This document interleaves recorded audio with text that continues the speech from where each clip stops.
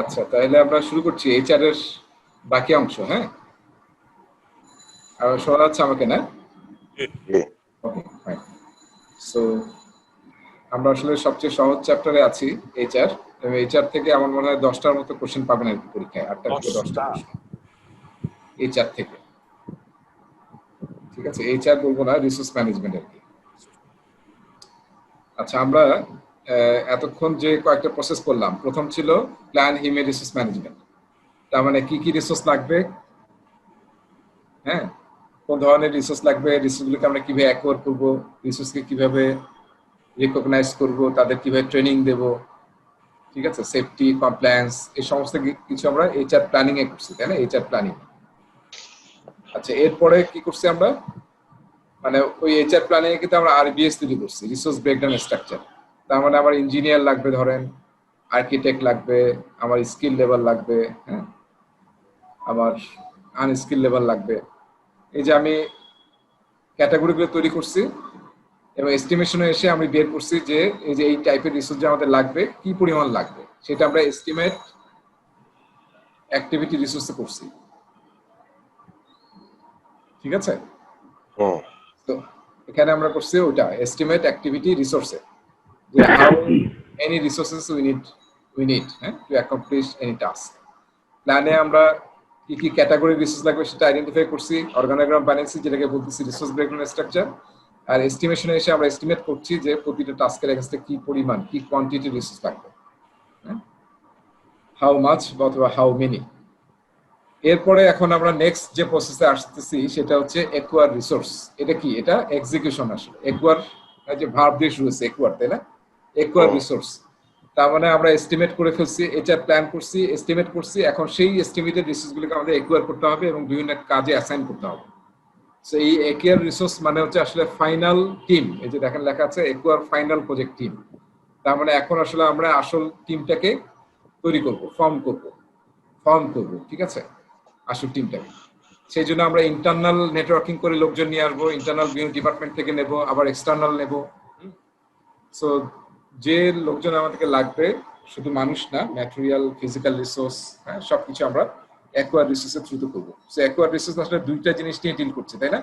একটা হচ্ছে physical resource, একটা হচ্ছে পিপল রিসোর্স। দুইটা পি নিয়ে কিন্তু কাজ করতেছে অ্যাকোয়ার রিসোর্সে। সো এখানে কিন্তু প্রকিউরমেন্টও ইনিশিয়েট হতে পারে যদি রিসোর্স আমাকে বাইরে থেকে নিতে হয়, পিপল রিসোর্স। আবার ফিজিক্যাল রিসোর্স তো জেনারেলি বাইরে থেকে নিতেই হবে। সো এখানে কিন্তু প্রকিউরমেন্ট, তারপরে কন্ট্রাক্ট, এইসব জিনিসগুলোকে কনসিডার করতে হবে যদি আমরা অর্গানাইজেশনের বাইরে থেকে কোনো ফিজিক্যাল কিংবা পিপল রিসোর্স অ্যাকোয়ার করি। অলরাইট, সো আমরা ভিতরে যাই। সো এখানে সবই কিন্তু এইচআর, এখানে এক্সিকিউশন এবং কন্ট্রোলে বেশিরভাগ জিনিসই আমরা দেখবো যেখানে পিপল নিয়ে আমরা কাজ করব, সেখানে কিন্তু বেশিরভাগ জিনিসে থাকবে সফট স্কিল টাইপ জিনিস, তাই না? সফট স্কিল, ঠিক আছে, পিপল স্কিল খুবই ইম্পর্টেন্ট একটা বিষয়, পিপল স্কিল। সো এখানে প্রজেক্ট ম্যানেজারকে ফ্যাসিলিটেটর হতে হবে, তাই না? লিডারশিপ, ম্যানেজমেন্ট, ভালো নেগোসিয়েটর, কনফ্লিক্ট রেজলিউশন করতে পারে সহজে, তারপরে ইনফ্লুয়েন্স করতে পারে, এই ধরনের নানান ধরনের সফট স্কিল লাগবে। পিএমওকে আগের ভার্সনে প্রজেক্ট ম্যানেজারের কয়টা সফট স্কিল লাগবে তার একটা অ্যাপেন্ডিক্স ছিল, অ্যাপেন্ডিক্স জি নামে, এবং 11টা সফট স্কিলের কথা বলা ছিল, যেটা আমি একটু বললাম। তো এখন এই সব সফট স্কিল কি কি লাগবে এটা কিন্তু ইয়াতে আছে, রোল নম্বর চ্যাপ্টার নম্বর 3-তে আছে, ঠিক আছে? ওখানে দেখবেন যে প্রজেক্ট ম্যানেজারের কি কি সফট স্কিল থাকতে হবে তার কিন্তু খুবই বিশদ বর্ণনা আছে আর কি, প্রায় 2-3 পৃষ্ঠা ব্যাপী। এখানে সব কথাগুলি আছে যে কি ধরনের আমাদের স্কিল সেট দরকার একজন ভালো প্রজেক্ট ম্যানেজার হওয়ার জন্য, স্পেশালি পিপল প্রজেক্ট ম্যানেজার হওয়ার জন্য। ওকে, সো এখানে আমরা মেইনলি দুইটা আউটপুট পাবো, মানে আমরা ফাইনাল রিসোর্স অ্যাসাইন করতেছি দুইটা পাবো। একটা হচ্ছে ফিজিক্যাল রিসোর্স অ্যাসাইনমেন্ট, ওই যে কোন কাজে কি কি ফিজিক্যাল রিসোর্স লাগবে সেটা আমরা অ্যাকুয়ার করে এখন অ্যাসাইন করে ফেলবো। একটা হচ্ছে দেখেন, সেকেন্ড হচ্ছে পিপল রিসোর্স, ঠিক আছে, project team assignment. People resource কাদেরকে লাগবে সেই অনুযায়ী আমরা বিভিন্ন কাজে তাদেরকে অ্যাসাইন করে ফেলবো। এই দুইটা আসলে মেইন আউটপুট, ঠিক আছে? এর সাথে আরেকটা তৈরি হচ্ছে রিসোর্স ক্যালেন্ডার, এটা কিন্তু আমরা অনেক জায়গায় দেখছি, ঠিক আছে, শিডিউলে আমরা ইউজ করছি। রিসোর্স ক্যালেন্ডারটা এখানে তৈরি হচ্ছে, কারণ এখন কি, এখন আমরা একদম কারেক্টলি বলতে পারছি যে আসলে কোন লোক কোন পিপল কোন জায়গায় কাজ করবে, কোন ফ্যাসিলিটি কোন জায়গায় লাগবে এবং কোন সময় লাগবে। তো এখন কিন্তু রিসোর্স ক্যালেন্ডারটা এখানে তৈরি হচ্ছে, এটা অন্যান্য জায়গায় ইউজ হয় রিসোর্স ক্যালেন্ডারটা। রিসোর্স ক্যালেন্ডার মানে তো আমরা I think all clear now যে প্রতিটা রিসোর্স, সেটা ফ্যাসিলিটি হতে পারে, ইকুইপমেন্ট হতে পারে, আবার মানুষ হতে পারে, তার স্পেশাল একটা ক্যালেন্ডার থাকতে পারে যেটা ফলো করে রিসোর্সটা অ্যাভেলেবল হবে প্রজেক্টে, সেটাকে বলা হচ্ছে রিসোর্স ক্যালেন্ডার। এখানে বহু বচন দেওয়া হচ্ছে কারণ হচ্ছে ক্যালেন্ডার্স, মানে যত পিপল রিসোর্স থাকবে সবার এগেনস্টেই কিন্তু ইয়া বানানো যায়, আবার ফ্যাসিলিটি ইকুইপমেন্ট এগুলোরও কিন্তু আমরা রিসোর্স ক্যালেন্ডার তৈরি করতে পারি। সেই দুইটা এই তিনটা আসলে এখানে আউটপুট, তার মধ্যে 1 আর 2 নম্বর হচ্ছে মেইন আউটপুট, ঠিক আছে, বা কি আউটপুট। পরীক্ষায় সবসময় মনে রাখতে হবে কি আউটপুট আর ইনপুট কি কি। হ্যাঁ, কি আউটপুট এবং ইনপুট কি কি, এটা কিন্তু মনে রাখাটা খুব ইম্পর্টেন্ট পরীক্ষার জন্য, এই আন্ডারস্ট্যান্ডিংটা। আচ্ছা, এখন আমরা দেখি একুয়ার রিসোর্স করার জন্য আমাদের কি কি ইনপুট লাগবে। এই দেখেন, একটা তো লাগবে রিসোর্স ম্যানেজমেন্ট প্ল্যান, কারণ ওখানে আমরা বলছি যে কি টাইপের রিসোর্স লাগবে, ঠিক আছে, এবং আমরা কিভাবে রিসোর্সকে হায়ার করব। এবং প্রকিউরমেন্ট ম্যানেজমেন্ট প্ল্যান, ওই যেটা বললাম যে এখানে কিন্তু ফিজিক্যাল রিসোর্স এবং পিপল রিসোর্স, হ্যাঁ, বেশিরভাগ ক্ষেত্রে we have to procure labor, we have to procure, and skilled labor we have to procure. Then all the material resource or physical resource we need to procure from the vendors or suppliers. So procurement management plan is important because this will have some play. এটা আমাদের লাগবে প্রকিউরমেন্টের জন্য। Cost base line, যেহেতু টাকা পয়সা resource আমাদের এখন আছে, সো কস্ট বেস লাইনটা ইম্পর্টেন্ট, কারণ ওখানে আমরা বাজেট বলেছি যে বাজেট কত আছে আমাদের হাতে। আচ্ছা, এরপরে প্রজেক্ট শিডিউল না হলে তো আমি আসলে বুঝতে পারবো না যে কখন আমার কোন রিসোর্স লাগবে, ইকুইপমেন্ট লাগবে এবং পিপল লাগবে। এবং রিসোর্স ক্যালেন্ডার্স, যেমন ভেন্ডরের কাছ থেকে হয়তো আপনি রিসোর্স ক্যালেন্ডার পাইছেন, অলরেডি কিছু রিসোর্স ক্যালেন্ডার আপনার আছে, ফ্যাসিলিটি ইকুইপমেন্টস, সেটা আপনি অ্যাজ এ ইনপুট নেবেন। দেখেন দুইটা কিন্তু ইনপুটে আছে, আবার আপডেটেও এখানে আউটপুটেও কিন্তু আছে, ঠিক আছে। এই রিসোর্স ক্যালেন্ডার হচ্ছে আপনি ভেন্ডরের কাছ থেকে পাইছেন, কিংবা কোনো ইকুইপমেন্ট বা ফ্যাসিলিটি আপনি জানেন যে অডিটোরিয়ামটা ওই সময় ফ্রি আছে, তো সেটা হচ্ছে রিসোর্স ক্যালেন্ডার, ঠিক আছে। আর আমরা এখানে আবার ফাইনালি আমাদের রিসোর্স ক্যালেন্ডার তৈরি হচ্ছে।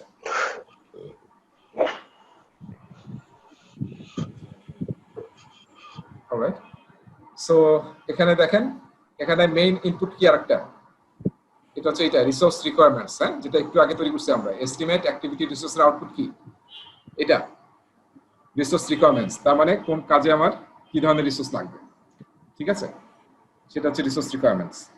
সো এই যে প্ল্যান আমরা নিচ্ছি এবং রিসোর্স রিকোয়ারমেন্ট নিচ্ছি, সংখ্যা এখানে আমাদের কি পাচ্ছি, কোয়ান্টিটি, হ্যাঁ, কি পরিমাণ রিসোর্স লাগবে, রিসোর্স রিকোয়ারমেন্টস। স্টেকহোল্ডার নিচ্ছি আমরা, কারণ এটা আমাদেরকে হেল্প করতে পারে রিসোর্স ওখান থেকে পাওয়ার জন্য, ঠিক আছে। আচ্ছা, এখানে টুলস টেকনিক ইউজ করতেছি, দেখেন মাল্টি ক্রাইটেরিয়া ডিসিশন অ্যানালাইসিস। এই যে আমরা যারা চাকরির জন্য ভাইবা নিই না, আসি না এখানে, অনেকে তো চাকরির জন্য ভাইবা নেই, তারপরে সেই ভাইবার উপর মার্কিং দিয়ে আমরা লোকজনকে সিলেক্ট করি, রাইট। তখন কিন্তু আমরা কি ইউজ করি, যে মাল্টি ক্রাইটেরিয়া আমরা সিলেক্ট করছি, রিটেনে সে কত পাইছে, সে রিটেনে ধরেন 50 মার্কস, তার মধ্যে কত পাইছে সে, তারপরে আমরা নিলাম একটা ভাইভাতে সে কত পাইছে। এই ভাইবার মধ্যে শুধু মুখে আনসার দিলে এটা, তখন আমরা দেখি তার অ্যাটিটিউড, হ্যাঁ, তার বিহেভিয়ার এবং তার আরো মানে নন ভার্বাল যে এক্সপ্রেশন, সেগুলো কিন্তু অনেক মার্কস ক্যারি করে।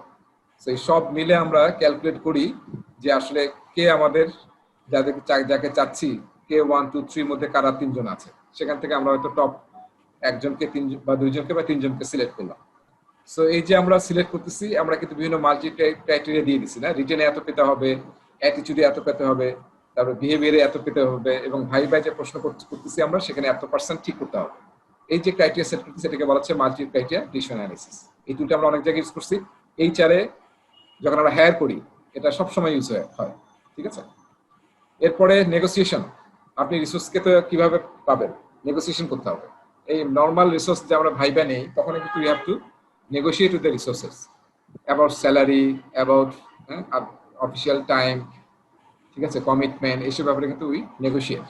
সো এটা হচ্ছে ওই ধরনের নেগোসিয়েশন। আবার এটাও হতে পারে যে আপনি আসলে you are negotiating with your peers, একই সাথে অর্গানাইজেশনে অনেকগুলো প্রজেক্ট করতেছে, You need resource, good resource. So you might need to negotiate with other project managers অর্গানাইজেশনের ভিতরে, এবং রিসোর্স কার কাছ থেকে পাবেন? রিসোর্স ম্যানেজারের কাছ থেকে, যারা এইচআর এ আছে। সো রিসোর্স ম্যানেজারের কাছ থেকে রিসোর্স পাবেন, তার সাথে নেগোশিয়েট করতে হবে to get the best resource for your project. আচ্ছা, এরপরে আমরা কি করতেছি? অ্যাকোয়ার রিসোর্স করতেছি, তাই না? এখন যদি খুব ভালো হতো যদি আগে থেকে কিছু রিসোর্স আমাদের প্রজেক্টে অ্যাসাইন করা থাকতো, তাহলে আর বেশি খাটা লাগতো না, কারণ অলরেডি এটা অ্যাসাইন্ড যে এই 5 জন রিসোর্স আমার প্রজেক্টে কাজ করবে। ঠিক আছে, তো সেটাকে বলা হয় প্রি অ্যাসাইনমেন্ট। কারো কি মনে আছে এই প্রি অ্যাসাইনমেন্ট জিনিসটা এর আগে কোথায় দেখছিলাম আমরা? Pre assignment, anyone can recall?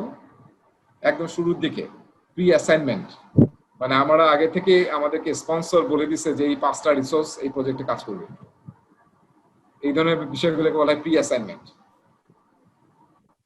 কারো মনে আছে নাকি? যখন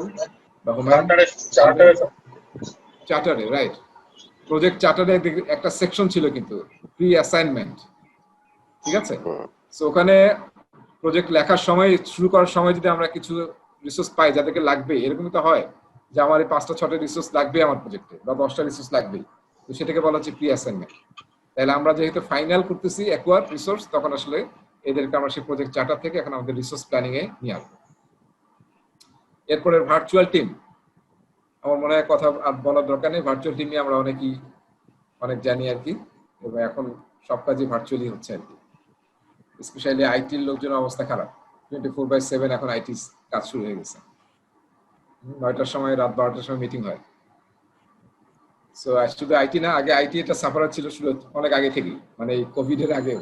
এখন অন্যরা সাফারার হচ্ছে আর কি, সাধারণ যারা লোকজন তারাও সাফারার হচ্ছে। আচ্ছা, তাহলে এখান থেকে আমরা কি কি আউটপুট পাচ্ছি? ফিজিক্যাল রিসোর্স অ্যাসাইনমেন্ট, তার মানে ফাইনাল কি কি ফিজিক্যাল রিসোর্স আমরা লাগবে সেটা আমরা প্রকিউরমেন্ট করে অ্যাসাইন করে ফেলবো টাস্কের সাথে। অ্যাসাইনমেন্টটা কার সাথে? টাস্কের সাথে। তারপর প্রজেক্ট টিম অ্যাসাইনমেন্ট টাস্কের সাথে, যে আমাদের পিপল বা টিম সেই রিসোর্সগুলোকে আমরা এখন অ্যাকোয়ার করে ফেলছি এবং আমরা অ্যাসাইন করে দিয়েছি। যেখানে কিন্তু আমরা র্যাসি শিখছি না, র্যাসি কিন্তু এখানে ইউজ হতে পারে, হ্যাঁ, যে কোন টাস্কে কাকে আমরা অ্যাসাইন করব। ঠিক আছে, আমার মনে হয় আর এখানে কিছু নাই, এখন আমরা সামনে যাই।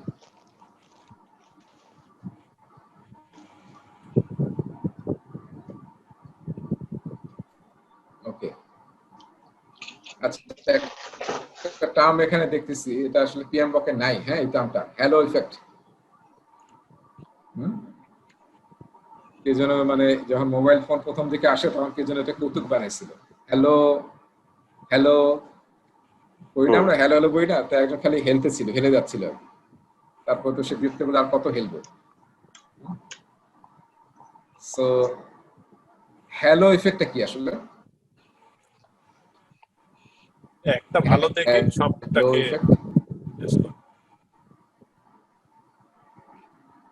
কোন একটা ভালো সাইট দেখে তার এক্সপার্টিস দেখে আমরা চিন্তা করলাম তাকে বোধহয় অন্য একটা কাজও দেওয়া যাবে, সেটা তো সে এরকম ভালো করবে। ঠিক আছে, এই যে একটা আমরা ধারণা করি, একটা বেস অফ ওয়ান এক্সপার্টিস, আমরা সিদ্ধান্ত নেই সে অন্যটাতে ভালো করবে, এটাকে বলা হয় হ্যালো ইফেক্ট। সো এটা কিন্তু করা যাবে না আসলে। এতে কি হয়, মানে তার যে এক্সপার্টিস সেটাও নষ্ট হয়ে যায়, আর নতুন জায়গায় গিয়েও সে পারফর্ম করতে পারে না। যেমন আমরা যে খেলাধুলা এটা সবসময় দেখি, আমরা এক্সাম্পল দেখি ক্রিকেট খেলায়, তাই না? মানে all great players are not the great captains. ঠিক আছে, Tendulkar was a great batsman but he was not a great leader, তাই না, ক্যাপ্টেন। আবার যদি কোহলির কথা বলি, সে আবার যেমন ব্যাটসম্যান তেমনি আবার তার লিডারশিপ সেরকম।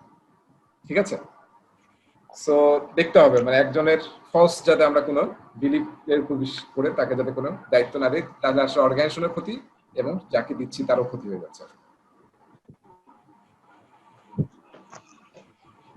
সো পরীক্ষায় হয়তো প্রশ্নের মধ্যে থাকতে পারে, প্রশ্নের বডির মধ্যে বা অপশনের মধ্যে, জানা থাকলে কাজে লাগবে।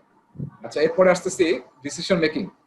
এই যে আমরা যে resource availability, cost, ability, experience, knowledge, skill, attitude, এটা আমি বললাম ইন্টারন্যাশনাল ফ্যাক্টরস, তাই না? দেখবেন যে চাই অনেক সময় যে কয়টা দেশের আপনার এক্সপিরিয়েন্স আছে কাজ করার, তাই না? যত বেশি দেশে এক্সপিরিয়েন্স থাকবে কাজ করার, ইউ উইল গেট অ্যাডভান্টেজ পাবেন, you will get advantage. Okay, so এটা আমার মনে হয় ডান। এবার আমরা যাচ্ছি হচ্ছে ডেভেলপ টিম। ঠিক আছে, ডেভেলপ টিম। তার মানে কি মনে আছে ডেভেলপ টিম কি ফিজিক্যাল রিসোর্স নিয়ে না পিপল রিসোর্স নিয়ে? People resource. হ্যাঁ, সামনে যে দুইটা প্রসেস আমরা দেখবো, ডেভেলপ টিম এবং হচ্ছে আরেকটা কি ম্যানেজ টিম, দুইটা হচ্ছে মানুষ নিয়ে, পিপল নিয়ে, এটা কিন্তু ফিজিক্যাল রিসোর্সের কিছু নাই। ঠিক আছে, এটা হচ্ছে এই দুইটা প্রসেস সলোলি ফর পিপল ম্যানেজমেন্ট। ঠিক আছে, সো ডেভেলপ টিম আমরা মনে হয় অনেকেই এখানে আমরা টাকম্যানস থিওরি পড়বো। টাকম্যানস থিওরি অনেকেই জানি, তাই না?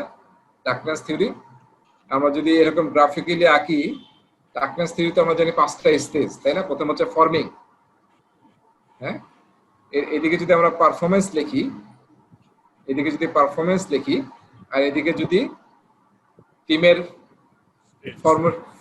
ফর্মের স্টেজ গুলো লিখি আমরা, স্টেজ টাকম্যানসের থিওরি অনুযায়ী 5টা স্টেজ। একটা হচ্ছে ফর্মিং, ঠিক আছে? সো ফর্মিং এ কিন্তু এটা যদি ফর্মিং হয়, ধরলাম এখানে ফর্মিং, তাহলে কিন্তু পারফরমেন্স অল্প, তাই না? তারপরে স্ট্রমিং, এরপরে গ্রাফটা আসলে এত এরকম না, এখান থেকে নিচে চলে যায়, স্ট্রমিং শুরু হয়ে যায় টিমের মধ্যে, স্ট্রমিং। এরপরে কি হয়, নর্মিং হতে থাকে, হ্যাঁ, এটা হচ্ছে নর্মিং স্টেজ। এরপরে আসে টিমটা কি পারফর্মিং স্টেজে পারফরমেন্স করা শুরু করে। ঠিক আছে, এই যে 4টা স্টেজ, আর পরের স্টেজ কি অ্যাডজার্নিং, মানে কাজ শেষ, এখন টিমটা আবার যার যার জায়গায় ফিরে গেল। সো ফর্মিং, স্টর্মিং, নর্মিং এবং হচ্ছে পারফর্মিং, লাস্ট হচ্ছে অ্যাডজার্নিং। সো আমরা এখানে কি দেখতেছি যে প্রতিটা স্টেজে আসলে পারফরমেন্সটা কখন বাড়ে, যখন আসলে নর্মিং এর পর থেকে পারফরমেন্সটা বাড়া শুরু করে। সো এরকম একটা সময় কিন্তু একটা টিমকে দিতে হবে, হ্যাঁ, নাইলে কিন্তু টিমটা পারফর্ম করতে পারবে না। সো এটা মাথায় রাখতে হবে যে অ্যাজ এ প্রজেক্ট ম্যানেজার, তাইলে আপনার কাজ আসলে কোথায় থাকবে, সবচেয়ে বেশি কাজ কোথায় থাকবে প্রজেক্ট ম্যানেজারের এই যে স্টেজের মধ্যে, টাকম্যান থিওরির মধ্যে, এটাকে বলা হয় টাকম্যান ল্যাডার। হ্যাঁ, অ্যাজ এ প্রজেক্ট ম্যানেজার কোন জায়গায় আপনি সবচেয়ে বেশি কাজ করবেন? স্টর্মিং। হ্যাঁ, এই জায়গায়। হ্যাঁ, এই যে আপনি ফার্মিং এ অনেক সময় কেন বললাম, কারণ ফার্মিং এ অনেক সময় দেখা যায় টিম আপনাকে দিয়ে দিচ্ছে, হ্যাঁ, আপনার আসলে চয়েস করার সুযোগ নেই, এরকম হতে পারে। কিন্তু এই যে যখন স্টর্মিং হবে, নর্মিং হবে এবং পারফর্মিং হবে, then you have to closely manage your team. ঠিক আছে, সো প্রজেক্ট ম্যানেজারকে কি হবে, অ্যাডজার্নিং তো দেখা যায় যে আমাদের অলরেডি রিলিজ প্ল্যানে বলা আছে, সো রিলিজ প্ল্যান অনুযায়ী তারা বিভিন্ন জায়গায় চলে যাবে। So as a project manager আপনাকে আসলে এই জায়গাটাতে খুবই ক্লোজলি কাজ করতে হবে যাতে টিমটা পারফর্মিং স্টেজে যেতে পারে।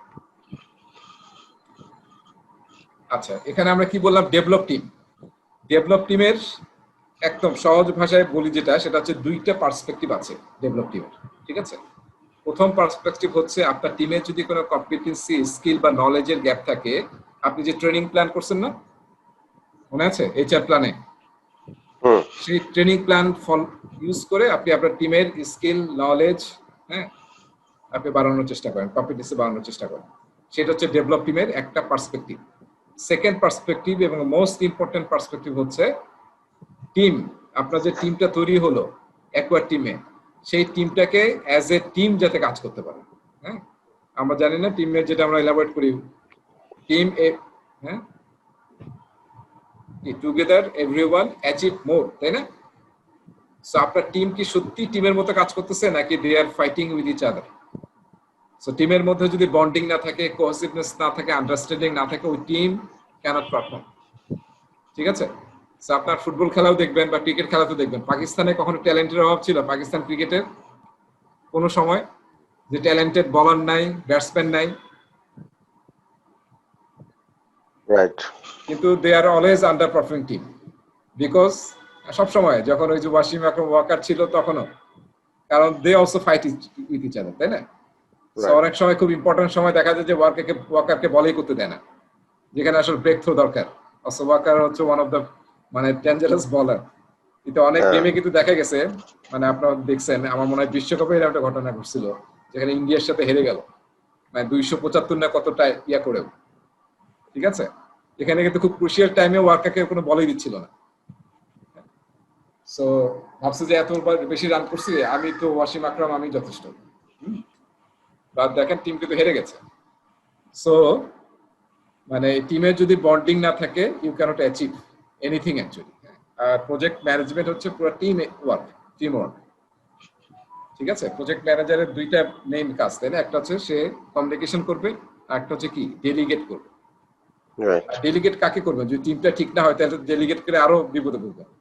সো টিমটা আসলে টিমের মতো হইতে হবে, সেটা হচ্ছে সেকেন্ড পার্সপেক্টিভ। একটা হচ্ছে স্কিল টেকনিক্যাল পার্সপেক্টিভ, আর একটা হচ্ছে কি পিপল পার্সপেক্টিভ, মাইন্ডসেট, সবার মধ্যে বন্ডিং। আচ্ছা, এখানে আমরা ডেভেলপ করার জন্য আমাদের টিম ওয়ার্ক করতে হবে, ঠিক আছে? টিমকে মোটিভেট করতে হবে, কমিউনিকেশন করতে হবে, টিমের মধ্যে ট্রাস্ট বিল্ডিং করতে হবে, ঠিক আছে? Trust very important, trust. Managing conflict influence করতে হবে, কালচারাল ডাইভার্সিটি মাথায় রাখতে হবে, এবং টিম ল্যাঙ্গুয়েজ তৈরি করতে হবে, ঠিক আছে? টিমের যাতে একই ভাষা হয়ে যায়, হ্যাঁ। এবং এই যে টেকনিক্যাল ইয়ার জন্য আপনাকে ট্রেনিং, মেন্টরিং, ফ্যাসিলিটিং এসব করতে হবে। সো এইটা আসলে ম্যানেজ টিমের মেইন কাজ। আচ্ছা, এই যে আমরা টাকনাস ল্যাডার বললাম, এই যে এখানে কিন্তু সব স্টেজ গুলো বলা আছে, ঠিক আছে? অলরাইট, সো পরীক্ষার জন্য কিন্তু ইম্পর্টেন্ট এই টাকনাসের ইয়া। অনেক সময় সিম্পল কোশ্চেন আসে যে মানে বলে দেয় যে টাকপ্যানের যে 5টা স্টেজ আছে, এখানে কোনটা টাকনাসের ল্যাডারের মধ্যে নাই। হ্যাঁ, দিয়ে দিল ফর্মিং, স্টর্মিং, নর্মিং, পারফর্মিং। পারফর্মিং না দিয়ে হয়তো অন্য কিছু দিল, নর্মিং না দিয়ে অন্য কিছু দিল। সো এই 4টা যদি মনে রাখেন, সহজ না? তাহলে আসলে you can give correct answer. যদি এত সহজ প্রশ্ন হতে আসবে না। সো ডেভেলপ টিমে আমরা আইটিটিও দেখি। তাহলে ডেভেলপ টিম দেখবেন এখানে আইটিটিও যদি আমরা খেয়াল করি, almost all are actually related to soft skill, ঠিক আছে? People skill, related to people. এবং আপনার প্রজেক্ট ম্যানেজারের, প্রজেক্ট ম্যানেজমেন্ট টিমের সফট স্কিলের উপর, পিপল ম্যানেজমেন্ট স্কিলের উপর সবকিছু ডিপেন্ড করছে যে আপনার টিমটা কিরকম পারফর্ম করবে, ঠিক আছে? সো এখানে আমাদের তাহলে এখানে কি ইনপুট নিব বলেন দেখি? এখানে মেইন ইনপুট কোনটা? Develop to say yeah. এখানে মেইন ইনপুট কোনটা যেটা ছাড়া কাজ করাই যাবে না? Team charter. না, টিম চার্টার তো হেল্প করবে আপনাকে। টিম চার্টার আমরা কোথায় তৈরি করি? কারো মনে আছে টিম চার্টার? এবং কি থাকে টিম চার্টারে?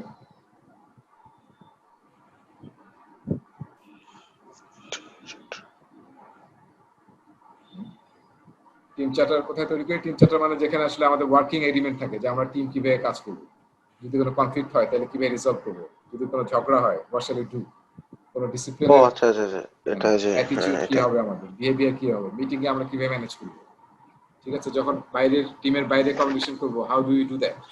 সো এই সমস্ত সফট এগ্রিমেন্ট গুলো আমরা কোথায় রাখি? টিম চার্টারে বা গ্রাউন্ড রুলস, কিংবা আরেকটা কথা বলছিলাম ওয়ার্কিং এগ্রিমেন্ট। সো সেখানে আমরা রাখি। এটা কোথায় তৈরি করি? প্ল্যানিং এর সময়। আচ্ছা, এখানে মেইন ইনপুট কি? প্রজেক্ট টিম অ্যাসাইনমেন্টস, যাদেরকে নিয়ে আপনি টিমটা ডেভেলপ করবেন, মানুষ, ঠিক না? এখন তার বাকি সবার জন্য কাজ করা দরকার নেই, এটা কার জন্য কাজ করতেছেন? আপনার টিম যেটা অ্যাকুয়ার করে ফেলছেন, অ্যাসাইন করে ফেলছেন যে this is your team, this 100 people will work with you. So that is project team assignments. So now you have to focus on only on your team. So এই প্রসেসের উদ্দেশ্য কি? যে focusing on your team and to develop them so that they can perform for the project. So এটা হচ্ছে main input. আর এটা help কে করবে? Resource management plan will help, কারণ ওখানে বলা আছে যে আমরা কিভাবে মোটিভেট করব, কিভাবে টিম বিল্ডিং করব, ট্রেনিং কিভাবে দেব, কোথায় দেওয়া হবে, ঠিক আছে? সো সবকিছু ওখানে আছে। আর এটা তো রিসোর্স ক্যালেন্ডার তো আমাদের লাগবে, কোন রিসোর্স কখন অ্যাভেলেবল, প্রজেক্ট শিডিউল আমাদের লাগবে। সো মেইন ইনপুট কি? Project team assignments. এখানে কি আছে physical team physical resource assignment আছে? না নাই, কারণ এটা কি? এটা শুধু মানুষ নেই। people. ওকে, ফাইন। সো আমরা এখন ট্রাই করব দুইটা কাজ করা, তাই না? একটা হচ্ছে তাদের কম্পিটেন্সি এবং টেকনিক্যাল স্কিলটা বাড়ানোর জন্য যে গ্যাপ আছে, নলেজ স্কিল গ্যাপ, সেটার জন্য আমরা ট্রেনিং দেব, ঠিক আছে? নানান ধরনের ট্রেনিং হতে পারে, ক্লাসরুম ট্রেনিং হতে পারে, ভার্চুয়াল ট্রেনিং হতে পারে, অন দ্য জব ট্রেনিং হতে পারে, হ্যাঁ, এনিথিং। সো সেটা হচ্ছে এটার আওতার মধ্যে পড়বে। আর সেকেন্ড হচ্ছে টিম যাতে অ্যাজ এ টিম কাজ করতে পারে, ঠিক আছে? অ্যাজ এ টিম, এটা মনে রাখতে হবে, অ্যাজ এ টিম কাজ করতে পারে, সেটা হচ্ছে খুবই ইম্পর্টেন্ট। তো এখন 1 নম্বর হচ্ছে টুলস টেকনিক ইউজ করতেছি আমরা কোলোকেশন মানে কি? টিমটা যদি একই জায়গায় হয় তাহলে খুব ভালো হয় না? আমরা মানে যত ধরনের কমিউনিকেশন করি না কেন, সবচেয়ে বেস্ট কমিউনিকেশন কি? Face to face. ঠিক আছে নাকি? Right. হ্যাঁ, সো ফেস টু ফেস কি, সো অনেক সমস্যা যখন সামনাসামনি দাঁড়াবেন তখন দেখবেন যে ঝগড়া নেই, আর যখন দূরে থাকবেন তখন দেখবেন যে ঝগড়া আছে, না অনেক মিসআন্ডারস্ট্যান্ডিং আছে। সো ফেস টু ফেস, অ্যাজাইলের একটা প্রিন্সিপাল কিন্তু এটা, যে ফেস টু ফেস কমিউনিকেশনকে সবচেয়ে প্রায়োরিটি দেওয়া। সো কো লোকেশন মানে হচ্ছে যদি টিমটা আমরা একই জায়গায় লোকেটেড হই, তাহলে কি নলেজ শেয়ারিং, তারপর আন্ডারস্ট্যান্ডিং, তারপর ট্রান্সপারেন্সি সবকিছু খুব সহজ হয়। সো কো লোকেশন একটা এক্সপেকটেশন, কিন্তু আসলে কো লোকেশন তো সবসময় সম্ভব না। সো এখন আসলে কমিউনিকেশন টুল এমন আছে যে আসলে মানে it will give you the same feeling of colocating, হ্যাঁ, ভার্চুয়ালি। সো কোলোকেশন সেটা হচ্ছে কোলোকেশন, যে আমরা যদি একই সাথে একই জায়গায় কাজ করতে পারি, so that will give an edge. তারপর হচ্ছে ভার্চুয়াল টিমস, যদি ভার্চুয়াল টিম ইউজ করতে চান, আমরা আগের একটা স্লাইডে দেখাচ্ছিলাম, তাহলে কিন্তু কমিউনিকেশন কিভাবে করবেন সেটা আসলে সবচেয়ে ভালো টুল ইউজ করতে হবে, বেস্ট টুল, যেটা আপনার ভার্চুয়াল টিমের জন্য স্যুট করে। তো সেই টুলগুলো ইউজ করতে হবে। যেমন আমরা এখন জুম প্ল্যাটফর্ম তৈরি করছি, যারা আউটসোর্সিং প্ল্যাটফর্মে কাজ করে, ফাইবার বা আরো যে সংস্থা আছে কাজ করে, যে আপওয়ার্ক, ওখানে কিন্তু যে কমিউনিকেশন কিন্তু বিভিন্ন টুল কিন্তু ইউজ করা হয়, যে আপনি আসলেই বলছেন যে 4 ঘন্টা কাজ করবেন, পার আওয়ারে আপনি $50 নেবেন, আসলে 4 ঘন্টা কাজ করছেন কি, ঠিক আছে, সেটা মেজার করার কিন্তু টুল আছে। হ্যাঁ, এভরি সেকেন্ড তারা কিন্তু স্ন্যাপশট নিচ্ছে আপনার স্ক্রিনে যে কি করতেছেন আপনি, করে সেটা কিন্তু সার্ভারে আপ হয়ে যাচ্ছে অটোমেটিকলি। সো ইয়োর ইয়োর যে আপনাকে কাজ দিচ্ছে সে কিন্তু দেখতে পারে যে আসলে আপনি এই যে লাস্ট 1 ঘন্টা কি কাজ করছেন, আপনি কি ইউটিউবে খালি ভিডিও দেখছেন নাকি you did work for me. So so you have to find out the right tool if you have virtual teams, এবং ওখানে কমিউনিকেশনটাই সবচেয়ে বড় চ্যালেঞ্জ। এরপরে কমিউনিকেশন টেকনোলজি, এটাকে মনে আছে কোথায় পড়ছিলাম আমরা? Communication technology,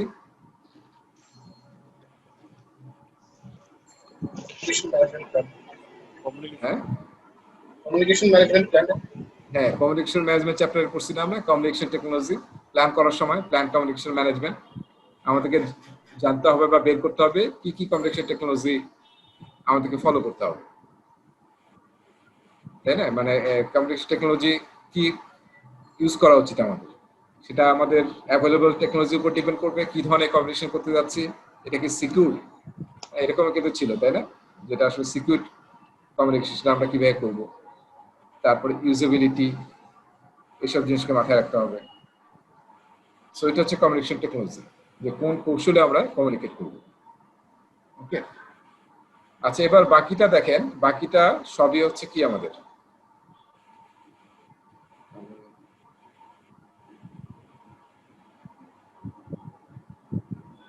soft skill. সাউন্ডটা কম হচ্ছে একটু। আচ্ছা আচ্ছা, আমাকে ঠিক মতো শোনা গেছিল তো না? কারণ আমি নিজে খুব কম আস্তে শুনতে পাচ্ছিলাম আসলে, সাউন্ড কম আছে। অলরাইট, আচ্ছা, এখন যে টুলগুলো আমরা দেখছি, বাকি টুলগুলো দেখেন, ইন্টারপার্সোনাল স্কিল আর টিম স্কিল, সবই কি? সবই সফট সফট স্কিল। স্কিল। হ্যাঁ, conflict management, influencing, motivation, negotiation, team building. So team building আপনি করবেন, তারপরে এখন ইভেন্ট ম্যানেজমেন্ট টিম আছে, যদি বাজেট থাকে সেগুলো আপনি করবেন। So team building is very important, কারণ আর অন্যতম টার্গেট হচ্ছে টিমের মধ্যে বন্ডিং তৈরি করা। সো এখন আমরা নানান ধরনের কাজ করে টিম বিল্ডিং করতে পারি আসলে। আচ্ছা, এরপরে রিকগনিশন এবং রিওয়ার্ড, মনে আছে? টিমকে ডেভেলপ করতেছেন, মানুষকে যদি রিকগনাইজ করেন, তাহলে কি মানুষ মোটিভেট হয় নাকি হয় না? মোটিভেট হয়, তাই না? ভালো বেশি থ্যাংক কাজ ইউ, করে। হ্যাঁ, থ্যাংক ইউ বলা অফেন আমাদেরও প্র্যাকটিস নেই, বেশি বেশি থ্যাংক ইউ বলা, এটা তো কোনো টাকা খরচ হচ্ছে না। তারপরে একটা মেইলের মধ্যে থ্যাঙ্কস জানানো, সোশ্যাল মিডিয়ায় তাকে জাস্ট ফিঙ্গার আপ, ঠিক আছে, ওয়েল ডান, এটা বলা। সো এই সবই কিছু সবকিছু কিন্তু রিকগনিশন এবং রিওয়ার্ড। এই যে রিওয়ার্ড যদি আপনি দিতে চান, যে আসলে এমপ্লয়ি অফ দ্য মান্থ কে, ঠিক আছে, দিলেন তাকে একটা গিফট দিলেন বা তার ছবিটা দিলেন। So all this are actually recognition. তারপরে বোনাস দিলেন কাজের জন্য, ভালো কাজের জন্য। সো এই রিকগনিশন রিওয়ার্ড আমরা প্ল্যান কোথায় করছিলাম? এইচআরে কিন্তু প্ল্যান করছিলাম, এই যে এখানে আছে কিন্তু এই যে এইচআর, ঠিক আছে? সো সেই প্ল্যানটা আমরা এখন এক্সিকিউট করি, রিকগনিশন রিওয়ার্ড প্ল্যানটা। আর ট্রেনিংটা দেখেন 6 নম্বর ট্রেনিং। কেন? ওই যে আমাদের যদি স্কিল গ্যাপ থাকে তাহলে আমরা ট্রেনিং এর থ্রুতে সেই স্কিলটা কি আপ করার চেষ্টা করব, আপ স্কিল করার চেষ্টা করব, ঠিক আছে? আপ স্কিল, রি স্কিল, তাই না? এসব করতে হবে আমাদের। 7 নম্বর দেখেন, 7 নম্বরটা হচ্ছে একটা ইম্পর্টেন্ট জিনিস, সেটা হচ্ছে এটা একটু ডিফারেন্ট, ইন্ডিভিজুয়াল এন্ড টিম অ্যাসেসমেন্টস। এই যে আমরা ট্রেনিং করতেছি, মোটিভেট করতেছি, টিম বিল্ডিং করতেছি, নানান ধরনের কাজ করতেছি two boost up our team, ঠিক আছে? এবং ইন্ডিভিজুয়ালি এবং অ্যাজ এ গ্রুপ। এখন আমাকে চেক করে দেখতে হবে আসলে যে এত এফোর্ট দিচ্ছি, আসলে কি ইন্ডিভিজুয়ালি মানুষের ইমপ্রুভমেন্ট হচ্ছে নাকি তারা আসলে আরো খারাপ অবস্থা তাদের, আর দে পারফর্মিং, অর আসলে এরকম আছে না অনেক কিছু যে আসলে যতই বলেন না কেন, হ্যাঁ, তারা আসলে একটা লেভেলের উপরে উঠতে পারতেছে না, এরকম হতে পারে। সো এরকম যদি হয় যে টিম পারফরমেন্সটা আসলে মেজার করা দরকার না, যে টিমটা আসলে কিরকম পারফর্ম করছে, আমরা যে এত এফোর্ট দিচ্ছি ডেভেলপ করার জন্য, টিমটা আসলে কিরকম পারফর্ম করছে, এটা হচ্ছে, সেটাকে বলা হচ্ছে ইন্ডিভিজুয়াল এন্ড টিম অ্যাসেসমেন্ট, ঠিক আছে?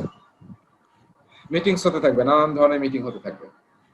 আচ্ছা, এখানে দেখেন এই যে এটা করার পরে আমরা কি পাইলাম, দেখেন এই যে টিম পারফরমেন্স অ্যাসেসমেন্টস, এটার আউটপুট কি?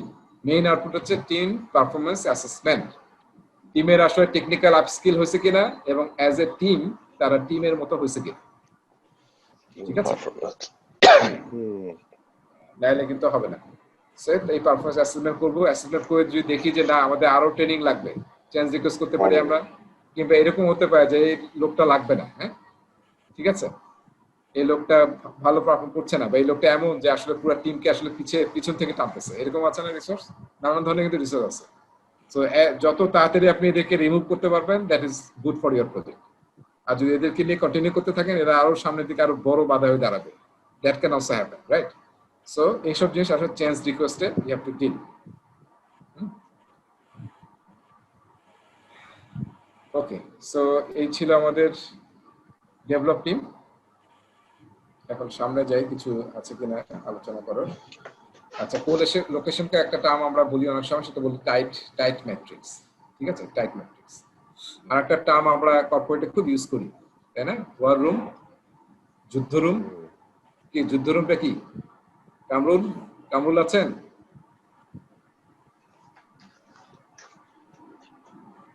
কামরুল আজকে আছেন? হ্যাঁ ভাই, আসি ভাই, আসি হ্যাঁ, ভাই। হ্যাঁ, এই যে ওয়ার রুমটা কি? যুদ্ধ রুম, এটা জানা আছে? ভাই নিজেদের মধ্যে মানে টিমদের মধ্যে কি নিজেদের মধ্যে এরকম মানে টেলিকমে অনেক ইউজ হয় দেখছি, ওয়ার্ড মিটিং করে নিজেরা। হ্যাঁ, ওয়ার রুম আপনি তো মিটিং রুম বলছে অলরেডি, মানে নিজেদের মধ্যে জাস্ট কনভারসেশন বা কোনো কিছু নিয়ে টপিক নিয়ে ডিসকাস করি তো। রাইট, মিটিং রুমের মধ্যে মানে সামনে দেখবেন লিখে রাখে যে ওয়ার রুম, তার মানে এখানে যুদ্ধ চলতেছে আর কি, এখানে আর কারো পারমিশন নাই ঢোকার, তার মানে ক্লোজ ডোর কাজ করতেছে আর কি। সো এটা অনেক সময় আমরা করি যখন খুবই কি হয়, মানে খুবই স্পাইক টাইপের কাজ করতে চাই, যেখানে আসলে সবার ফোকাস দরকার, কাউকে আসলে এখান থেকে যাইতে দেওয়া হবে না, কেউ ওখানে আসবেও না, কোনো ডিস্টার্ব চাচ্ছি না আমরা, তখন ফুল রুমটা আমরা বুক করে কাজ করি। যেমন অনেক সময় করা হয়, ধরেন ভেন্ডর রেভুলেশনে করা হয়, সবাই এক জায়গায়, যাতে বের হলে কিন্তু বিভিন্ন ইনফ্লুয়েন্সের চান্স থাকে। তো এখানে আমরা কাজগুলো করবো, তাহলে খুব দ্রুত হবে। তারপরে ধরেন হায়ার করবেন লোকজন, তখন আপনি ওয়ার রুম ইউজ করতে পারেন, খুব ইউজ হয় কর্পোরেটে, মানে এটা একটা ফেমাস পপুলার ওয়ার্ড আর কি। আর আমাদের ঘরগুলোতে অলওয়েজ ওয়ার রুম নাকি, সবসময় যুদ্ধ হচ্ছে। হ্যাঁ, যুদ্ধ কোনো না কোনো হয়ে। আচ্ছা, ঠিক আছে। এরপরে কমিউনিকেশন টেকনোলজি আমরা জানি যে এইসব টুল ইউজ করতে হবে। এই যে রেপোর্ট একটা শব্দ আমরা ইউজ করি অনেক সময় কমিউনিকেশনে, মানে হারমোনি ক্রিয়েট করা, কমিউনিকেশন হারমোনি, এই রেপোর্ট ক্রিয়েট করাটা খুব ইম্পর্টেন্ট। আচ্ছা, এরপরে ইন্টারপার্সোনাল স্কিল ট্রেনিংটা মনে রাখতে হবে, formal, informal, unplanned training, on the job training, সবকিছুর মধ্যে করতেছে, ঠিক আছে? এখানে একটা সুন্দর কথা আছে, কথাটা আমার ভালো লাগে, training is a great way to keep A team motivated. When people see that they are getting groomed professionally, they stay more interested and excited. কথাটা কি সত্য? এখানে অ্যাজাইলে একটা টার্ম আছে বলছিলাম, গত ক্লাসে বলছিলাম যে হ্যাপিনেস ম্যাট্রিক্স। সো দেখাইছে যে যদি কোনো একটা টিম যদি হ্যাপি থাকে, তাহলে তাদের মানে একদম ডাইরেক্টলি প্রফেশনাল হচ্ছে তাদের প্রোডাক্টিভিটি। ঠিক আছে, যত হ্যাপিনেস ম্যাট্রিক্স যত হাই হবে, ওই টিমের প্রোডাক্টিভিটি তত হাই হবে। আমাদের কিন্তু এই জিনিসটা নাই এখন। মানে আমরা দেখা যায় অনেক ম্যানেজাররা এরকম আছে, টিমের হ্যাপিনেস নিয়ে কোনো চিন্তা করে না, ভাবে যে they are robots, they have to perform, they have to do their job. So মনে রাখতে হবে, আপনি এইভাবে যত জোর করে কাজ করেন না কেন, আপনি আসলে দেখা যাবে যে মানে হয়তো 30-40% তার প্রোডাক্টিভিটি আসলে পাচ্ছেন আপনি। কিন্তু যদি টিমটা হ্যাপি হতো, তাহলে কি হতো, মানে আপনার প্রোডাক্টিভিটি আসলে মোর দেন 100% পাইতেন।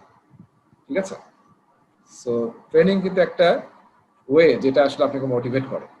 কারণ আপনি দেখতেছেন প্রফেশনালি ইউ আর গ্রোয়িং, দেখেন যে প্রায় সব টেলকোগুলোতে এটাকে আমি দেখছি রবি জিপি এদের ইয়েটা খুব বেশি, যে ধরেন মানে ইন্ডাস্ট্রিতে যত ভালো ভালো ট্রেনিং আছে তারা নিজেদের টাকায় করে, তাই না? একদম রিসোর্স থেকে, মানে ধরেন আইটিআর এর ট্রেনিং করাবে, আইটিআর এর একদম বেসিক থেকে শুরু করে একদম মাস্টার পর্যন্ত করাচ্ছে। ঠিক আছে, প্রজেক্ট ম্যানেজার সব সার্টিফিকেশন করাচ্ছে যখন যেটা আসতেছে মার্কেটে, এবং নিজেদের টাকায়, কিন্তু এটা কিন্তু ইয়ার টাকা কাটতেছে না, কিন্তু নিজেরাই ইনভেস্ট করতেছে। সো ইনভেস্টিং ইন পিপল খুবই ইম্পর্টেন্ট, যেটা আসলে অনেক সময় অনেক জায়গায় মিসিং, ইনভেস্টিং ইন পিপল। আর আরেকটা কথা এখানে বলে রাখি, ইনভেস্টিং ইন ইউ, হ্যাঁ, সেটা কিন্তু খুবই ইম্পর্টেন্ট, নিজের উপর ইনভেস্ট করা। আমরা কিন্তু এটা অনেক সময় করি না। দেখবেন যে আমি হয়তো টাকা জমে একটা কি কিনলাম, মোবাইল কিনে ফেললাম, আইফোনের একটা শখ, আইফোন কিনে ফেললাম কত টাকা দিয়ে, 1 লাখ সামথিং দিয়ে। এইটা দিয়ে আমি হয়তো আমার নিজের প্রফেশনাল একটা ডেভেলপমেন্ট করতে পারতাম, সেটাকে ফোকাস নেই আমার ম্যাটেরিয়াল বস্তু এরকম করতেছি। আমি আসলে নিজেকে অনেক সময় ভুলে যাই। সো একটু মনে রাখতে হবে, আপনার নিজেকে ইনভেস্ট করলে এটা কোনো লস নাই, এবং আপনার এই পাওয়ারটা নোবডি ক্যান টেক অ্যাওয়ে। আপনার নলেজের যে পাওয়ার, এটা কিন্তু অন্য কেউ নিয়ে যেতে পারবে না। আপনার আইফোন যে কেউ নিয়ে নিতে পারে, ঠিক আছে? So investing in people and also investing in you as a person, সেটা কিন্তু খুবই খুবই ইম্পর্টেন্ট। আচ্ছা, ওকে, রিকগনিশন এন্ড রিওয়ার্ড, এখানে দেখবেন অনেক কথাবার্তা আছে। এই কথাটা একটু ইম্পর্টেন্ট, অ্যাভয়েড জিরো সাম। এটা প্রশ্নের মধ্যে পাবেন। জিরো সাম মানে কি? 100 জন আপনার এমপ্লয়ি, একজনকে গিফট দিলেন আর সবাই জিরো পেয়ে গেল, কেউ কিছু পেল না, 99%। একজন হয়তো পেয়ে গেল, তো সে খুবই মোটিভেটেড, ঠিক আছে, যে একজন পেল, বাকিরা কিন্তু সবাই ডিমোটিভেটেড, কারণ পায় না। সো জিরো সাম হচ্ছে এটা, যে একজনকে আমি সব দিয়ে দিলাম আর বাকিরা কিছুই পাইল না। ঠিক আছে, মনে আছে আপনারা থ্রি ইডিয়টস তো সবাই দেখছেন নাকি? 3 ইডিয়টস, ওখানে বলতেছিল না, রামচো বলতেছিল যে আসলে এই গ্রেডিং সিস্টেমটাই ভালো না, যে ইয়ার মধ্যে লেখা থাকবে যে কে ফার্স্ট হয়েছে, সেকেন্ড হয়েছে, দ্যাট ইজ অ্যাকচুয়ালি অর্ডে, সেটা বাদ দেওয়া দরকার।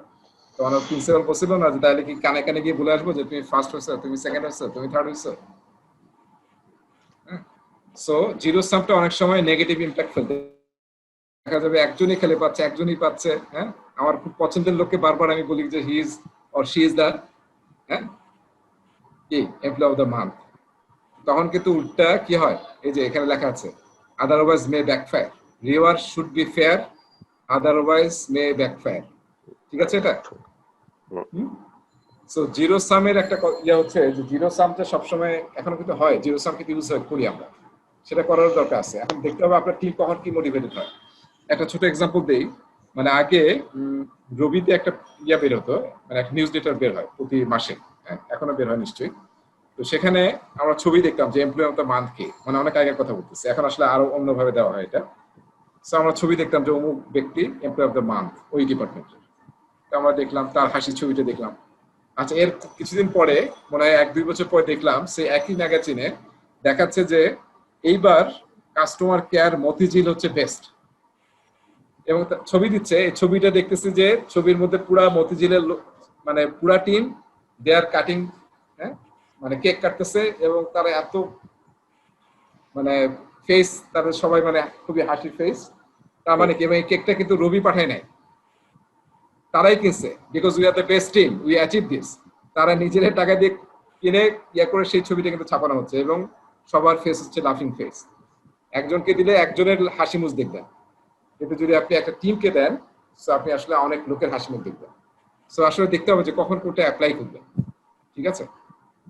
একবার যদি টিমকে দেন, আর একটা সমস্যা আছে কি, তাহলে অনেকে লুকায় লুকায় থাকে, কোনো কাজ করে না, পাবোই তো, আমার টিম যেরকম, ঠিক আছে না, আমি না কাজ করলেও হবে, আমার টিম তো করেই ফেলবে, এবারও বেস্ট হবে।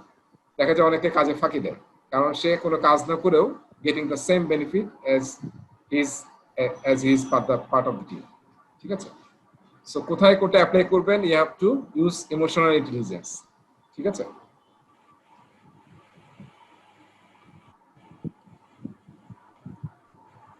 অলরাইট, সো আমাদের শেষ এটা। এরপরে আসতেছি এক্সিকিউশনের কি লাস্ট প্রসেস, ম্যানেজ টিম। আমার টিম ডেভেলপ হয়ে গেছে এবং they are in say norming and performing stage. এখন আপনি কি করবেন, টিমকে দিয়ে কাজ করাবেন, টিম মেম্বারকে দিয়ে। সো এটাও শুধু মানুষকে নিয়ে কাজ, ঠিক আছে? সো এখানে যদি শুধু মানুষকে নিয়ে হয়, তাহলে ইনপুট কি হবে, এই যে দেখেন প্রজেক্ট টিম অ্যাসাইনমেন্টস, ঠিক আছে? শুধু মানুষ নিয়ে কাজ করবে, আর বাকি জিনিসগুলো আগের মতো আছে, রিসোর্স প্ল্যান। এখানে নতুন যেটা আসছে ওয়ার্ক পারফরমেন্স রিপোর্ট, ঠিক আছে? আপনার টিম কিরকম পারফর্ম করতেছে, কে কিরকম কাজ করতেছে, এইসব জিনিস। এবং অ্যাসেসমেন্ট যেটা হলো, সেই অ্যাসেসমেন্টটাও আপনাকে হেল্প করবে আপনার টিমকে বোঝার জন্য।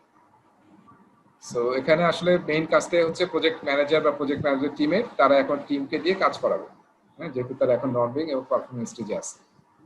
তো তাদেরকে দিয়ে কাজ করানো এবং কোনো ইম্পিডিমেন্ট বাধা যদি থাকে সেটা যাতে সরাই ফেলে এবং তারা যাতে মানে স্মুথলি কাজ করতে পারে, focusing on the product development are the project development. So এখানেও দেখেন সবকিছু কি soft skill, interpersonal and team skills, conflict management, decision making, ঠিক আছে, very important decision making, emotional intelligence. হ্যাঁ, আমরা বলছিলাম না যে ইমোশনাল ইন্টেলিজেন্স এক সাইড কি, একটা হচ্ছে সেলফ, একটা হচ্ছে এক সাইড হচ্ছে টিম, চারটা কিন্তু কোয়াড্রেন্ট আছে, তাই না? তারপর এটা কি, এটা হচ্ছে সেলফ অ্যাওয়ারনেস, নিচেরটা নিজেকে আগে চেনা, নিজেকে বোঝা যে আপনি কিসে খেপে যান, কিসে আনন্দ পান, ওটা আপনাকে মোটিভেট করে, ঠিক আছে? তারপর হচ্ছে সেলফ ম্যানেজমেন্ট, ঠিক আছে? আর এই পাশে টিমের সাইডে কি আছে, একটা হচ্ছে সোশ্যাল, বোধহয় সোশ্যাল অ্যাওয়ারনেস, একটা হচ্ছে কি সোশ্যাল ম্যানেজমেন্ট বা এরকম কিছু একটা হবে, ঠিক আছে? একটা হচ্ছে আপনার, আমি দেখতেছি সোশ্যাল অ্যাওয়ারনেস হচ্ছে নিচে সোশ্যাল অ্যাওয়ারনেস, আর উপরে হচ্ছে আপনার সোশ্যাল স্কিলস, ঠিক আছে, সোশ্যাল স্কিলস। এবং এই যে গ্রুপ, এটা একটা, এই পাশের গ্রুপটাকে বলা হয় রিকগনাইজ, ঠিক আছে? আর পরের গ্রুপটাকে বলা হয়, গ্রুপ মানে এই দুইটা, এই যে এই দুইটা, এটাকে বলা হয় রেগুলেট। প্রথমে আসলে আপনাকে নিজের জিনিসগুলোকে কি রিকগনাইজ করতে হবে, যে আপনি কিসে রাগেন, কিসে আপনার মোটিভেট হয়, ঠিক আছে? তো সেটা বুঝতে হবে, তারপরে আসলে আপনাকে রেগুলেট করতে হবে। এখন ইউ হ্যাভ টু কন্ট্রোল, যে কোনটা কি কি করলে, সেলফ ম্যানেজ করলে আপনি আসলে সবচেয়ে বেস্ট দিতে, মানে আপনার টিমকে দিতে পারবেন বা আপনি বিহেভ করতে পারবেন। সিমিলারলি সোশ্যাল অ্যাওয়ারনেসের মধ্যে আসলে রিকগনাইজ করতে হবে যে কার কি, আপনার টিমের কার কি রিকোয়ারমেন্ট আছে, কে কোনটা পছন্দ করে, কোনটা কাকে মোটিভেট করে। সো সেই অ্যাওয়ারনেসটা আপনার আগে রিকগনাইজ করতে হবে। তারপর এখন বোঝার পরে আপনি রেগুলেট করবেন যে কিভাবে আপনি আপনার সোশ্যাল স্কিল অ্যাপ্লাই করে আপনার টিমকে, আপনার গ্রুপকে ইমোশনালি মোটিভেট করবেন এবং তাদেরকে দিয়ে প্রোডাক্টিভিটি বাড়ায় কাজ করবেন, ঠিক আছে? সো এটা হচ্ছে ইমোশনাল ইন্টেলিজেন্স। অলরাইট, সো এখানে আউটপুট কি, আউটপুট হচ্ছে চেঞ্জ রিকোয়েস্ট। দ্যাট মিনস আমাদের যদি এইচআর প্ল্যান কাজ না করে, পারফরমেন্স ঠিক হচ্ছে না, ঠিক আছে, স্কিল ডেভেলপমেন্ট হচ্ছে না, বা কোনো গ্যাপ আছে কোনো প্রসেসের, পলিসির বা কোনো কিছু, so we have to change that, ঠিক আছে? ওকে,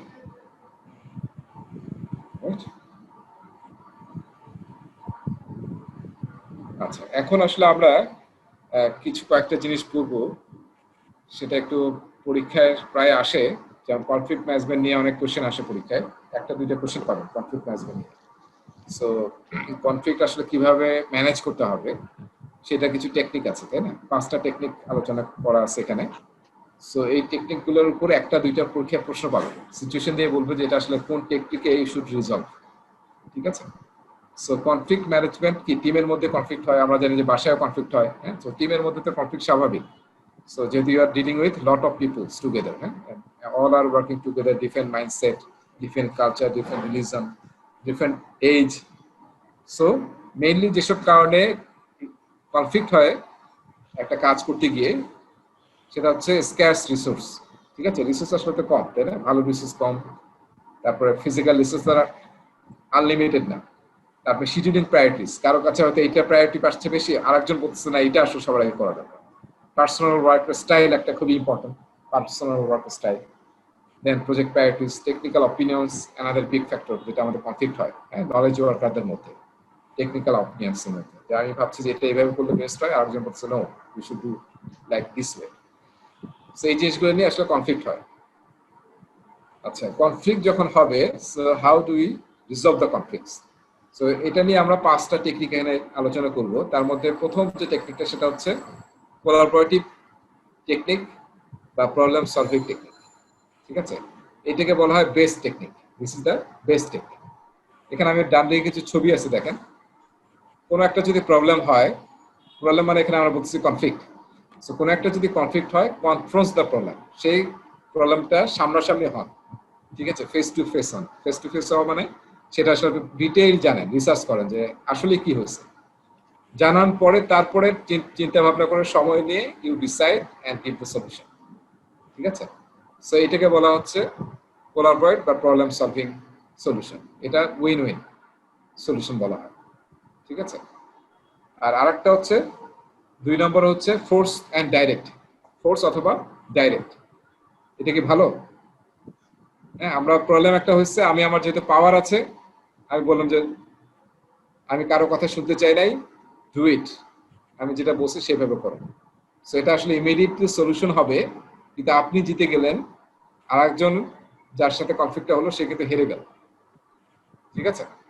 so this is not a good solution, কিন্তু কোনো সময় আপনাকে এটা ইউজ করতে হতে পারে। ঠিক আছে? আছে না? অনেক সময় আপনার কিন্তু এরকম হতে পারে, পড়া ডিসিশন না নিলে সামটাইমস ইট উইল ডিফিকাল্ট। আপনার বাচ্চাদের দেখছেন, যাদের ছোট বাচ্চা আছে, বাচ্চাকে ইনজেকশন দিবে, হ্যাঁ, রক্ত দিবে। আমার বাচ্চা প্রথম যখন রক্ত দিছে, তখন ওর মা তো আর থাকতে পারেনি ওখানে, সে থাকে নেই সামনে, সে রক্ত দিবে না। কারণ কি, ফাদার কি অনেক বোল্ড হতে হয় নাকি? সো আমি কোলে নিয়ে তারপরে বাচ্চা রক্ত দিলাম। এটা মানে খুব একটা বড় কিছু নয়, কিন্তু মানে দিস হ্যাপেন্স, মানে মাঝে মাঝে একটু ইয়া করতে হবে, আসলে ফোর্স অ্যান্ড ডাইরেক্ট করতে হবে। কিন্তু সমস্যা হচ্ছে it is not a good solution যখন আপনি টিমে কাজ করেন। আচ্ছা, আরেকটা হচ্ছে 3 নম্বর হচ্ছে কম্প্রোমাইজ অথবা রিকনসাইল করা। ঠিক আছে? এটা আসলে কোন একটা কনফ্লিক্ট হয়েছে, আপনি দুইজনের সলিউশন শুনলেন বা দুইজন প্রবলেমটা শুনলেন, হ্যাঁ, এটা আসলে মেইনলি টেকনিক্যাল কনফ্লিক্ট। সো আপনি দুইজনের সলিউশন শুনে দুইটা মিলে একটা সলিউশন দিলেন, শেয়ার্ড সলিউশন। ঠিক আছে? তার মানে কি কম্প্রোমাইজ মানে কি দুইজনের ছাড় দেওয়া। আমরা যেটা বলি যে ফ্যামিলি লাইফে কি স্টেবল হতে হলে কি হতে হবে, দুইজনকে আসলে কম্প্রোমাইজ মোডে কাজ করতে হবে, রাইট? তার মানে দুইজনকে ছাড় দিতে হবে। সো যেহেতু এখানে ছাড় দেওয়া হলো, দ্যাটস ওয়াই এটি কাছে কোনো এটা বেস্ট সলিউশন না, কারণ এখানে দুইজনে আসলে হেরে গেল, মানে যেহেতু কিছু ছেড়ে দিল। ধরেন এটা যদি কোনো টেকনিক্যাল ব্যাপার হয়, তাহলে আসলে কি টেকনিক্যাল সলিউশন তো দুইটা সবচেয়ে বেস্ট হতে পারে না, একটা হয়তো বেস্ট সলিউশন হবে। ঠিক আছে? সো দুইটা তো হতে পারে না, হতে পারে যদি রবিনহুড আর কি লিটল জন, বুঝছেন না, লিটল জন আর রবিনহুড। সো রবিনহুড যখন কি বউ সাইতে লাগাইছে লিটল জন তীর মেরে, তখন কি রবিনহুড যখন আবার তীর মারছে, তখন কি লিটল জনের তীরের পিছন দিয়ে ঢুকে গিয়ে সেটাকে ভেঙে আবার বুল সাইতে ইয়া করছে, তাই না? মনে আছে আপনার পড়ছেন নাকি রবিনহুড পড়ছেন? ছোটবেলায় তো সবাই রবিনহুড হতে চাইছে, ধনুকে সব। হ্যাঁ রবিনহুড দেখেছিলাম। হ্যাঁ, দেখে ভালো হয় না, গল্পটা খুব সুন্দর। কোন রবিনহুডই ভালো লাগে নাই, ছবি যা করছে 2-3টা সবগুলো পচা লাগছে। এবং রাসেল কি নায়কের নাম কি, তারটা ভালো লাগেনি আসলে।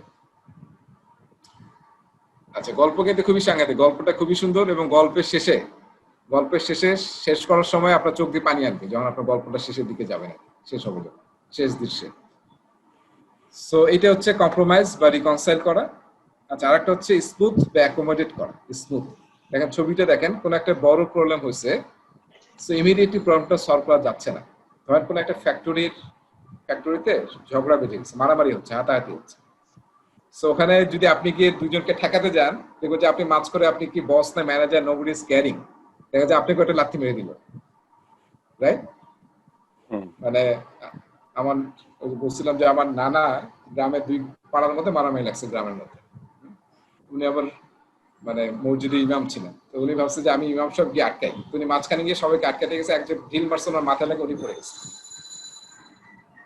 সো উনি বুড়া মানুষ, উনি মাথা ফেটে পড়ে গেছে আর কি। যাই হোক, এই মাথা ফেটে পড়ে যায় যেটা ভালো হয়েছে, মানে সঙ্গে সঙ্গে মারামারি মানে ঠিক হয়ে গেছে আর কি। সো যখন ধরেন ফ্লোরে এরকম গন্ডগোল লাগছে, তাহলে আপনি কি করবেন? আপনি তখন বললেন, এই তোমরা এদিকে আসো, লেট মি সি। তো সবাইকে ধমক দিয়ে ডেকে নিয়ে আসলেন। যখন সবাই কাছাকাছি আসলে, ঠিক আছে তোমরা বসো, 8 ঘন্টা পরে আমি দেখতেছি, আধা ঘন্টা পরে I will call you. So আধা ঘন্টা পরে মানুষকে যদি বসে রাখেন আধা ঘন্টা, দেখবেন যে তার রাগ অলরেডি কি 100 থেকে 10-এ চলে গেছে। এরপরে now you can apply any other techniques of conflict, যেটা ফলো করে you can solve that. So প্রবলেমটা আসলে আমরা স্মুথিং করলাম, নট সলভ, এটাকে ছোট করলাম, পরে কোন একটা টেকনিক খাটা এটা আমরা সলভ করব। লাস্ট টেকনিক হচ্ছে উইথড্র বা অ্যাভয়েড করা। এই যে আমরা বলি না যে ঝগড়া লাগলে কি হয় অনেক সময়, আচ্ছা ঠিক আছে তুমি যখন এরকম করতেছো, ঠিক আছে তোমার এটা তোমাকে দিয়ে দিলাম, যাও। এটা বলা হচ্ছে উইথড্র, মানে আমি আমার অধিকারটা ছেড়ে দিলাম। সো সেটাকে বলা হচ্ছে উইথড্র করা বা অ্যাভয়েড করা। সো এটা ভালো টেকনিক না, কারণ আপনার এই দুঃখটা কখনো যাবে না আর কি, যে আপনি যে উইথড্রটা করছেন, যে উইথড্রটা করলো তার দুঃখটা কখনো যায় না, ঠিক আছে? So this is also not a good. কিন্তু অনেক সময় আপনাকে উইথড্র করতে হয়, বা অনেক এখানে কিন্তু যে আমরা 5টা কথা বললাম, মানুষের কিন্তু বিভিন্ন ধরনের, কেউ উইথড্র পছন্দ করে, কেউ হয়তো কম্প্রোমাইজ পছন্দ করে, কেউ হয়তো ওটাকে কনফ্রন্টিং পছন্দ করে, ঠিক আছে? সো অ্যাজ এ লিডার আপনি কোনটা ইউজ করবেন এবং কোন জায়গায় কোনটা ইউজ করতে হবে, সো সবকিছু আসলে আপনার ইমোশনাল ইন্টেলিজেন্সের উপরে খুবই খুবই ইম্পর্টেন্ট, মানে ডিপেন্ড করছে আর কি, যে আপনি আসলে ইমোশনালি কতটুকু কম্পিটেন্ট। এই জন্য দেখেন ইমোশনাল ইন্টেলিজেন্স কিন্তু এখন অনেক বেশি ডিসকাস হচ্ছে। আচ্ছা, এটা দরকার নাই, এটা অন্য একটা বই থেকে নেওয়া হয়েছিল। ওই যে আমি যেটা বলছিলাম, এটা আসলে বেস্ট সলিউশন, আর এগুলো আসলে withdraw is not a solution, কারণ আসলে আপনার এই কনফ্লিক্ট বা দুঃখ কিন্তু থেকে যাবে, কখনো সুযোগ পেলে দেখা যাবে যে আপনি will try to take chance. আচ্ছা, এবার আসতেছি ম্যানেজ টিমের সফট স্কিল। সবই সফট স্কিল, এখানে আলোচনার দরকার নেই মনে হচ্ছে। এরপরে আসলে কিছু টপিকস করবো আমি, এটা পরে শেষ হয়ে যাবে।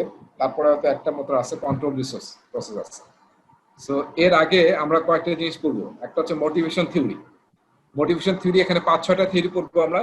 পরীক্ষায় অবশ্যই 2টা বা 3টা প্রশ্ন আসবে মোটিভেশন থিওরি থেকে, ঠিক আছে? মোটিভেশন থিওরি কিন্তু পিয়ামবকে নাই, এটা আপনাকে রিতার বই থেকে বা অন্য যে কোনো বই থেকে পড়ে নেবেন, বা এখানেও আছে। সো আপনার টিমকে নিয়ে যে কাজ করতেছেন, একটা মোটিভেটেড টিম, অ্যাজাইলের প্রিন্সিপাল কিন্তু একটা মোটিভেটেড টিম হচ্ছে সবচেয়ে বেশি ভালো পারফর্ম করে।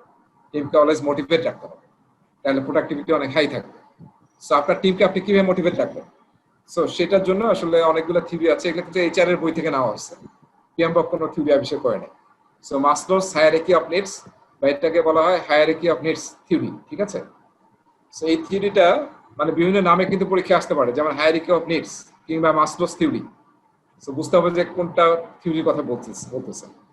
সো মাসলোস হায়ারার্কি অফ নিডস বলতেছে যে মানুষের আসলে, আমরা পরের স্লাইডে যাই তাহলে বুঝতে পারবো যে মানুষ আসলে, এই যে দেখেন হায়ারার্কি, মানুষের মানুষ প্রথম মোটিভেট হয় কি দিয়ে? ফিজিওলজিক্যাল নিডস দিয়ে, ওই যে আমাদের বেসিক 5 নিডস, সেটা যদি ফুলফিল হয় দেন উই আর মোটিভেটেড, আমরা আসলে মোটিভেট থাকি। এরপর যখন আপনার এইটা হয়ে যাবে, এটা আসলে আপনাকে আর মোটিভেট করে না, তাই না? তখন কি লাগবে আপনার? সেফটি। হ্যাঁ, আপনার জব ঠিক আছে, কোনো ফিয়ার নাই, জব সিকিউর, দেন আপনি এক ধরনের সেফটি ফিল করবেন। সো এটা আপনাকে মোটিভেট করবে। এটা যখন হবে তখন কি হবে? নেক্সট লেভেলে আপনাকে আসলে মোটিভেট করবে সোশ্যাল, যে আপনি কি আপনার ফ্রেন্ড সার্কেল আছে কিনা, তারপর being a part of the team, এই ফিলিংসটা আপনার মধ্যে আসতেছে কিনা, ঠিক আছে? সেই জিনিসগুলো যখন আসবে, সোশ্যাল যখন ফিলিংসটা আসবে, তখন আসলে আপনাকে মোটিভেট করবে। দেন হচ্ছে esteem, feeling importance, recognition, everyone কি ইজ রিকগনাইজিং ইউ, রেসপেক্ট করতেছে, অ্যাটেনশন পাচ্ছি, সেটা বলা হচ্ছে স্টিম।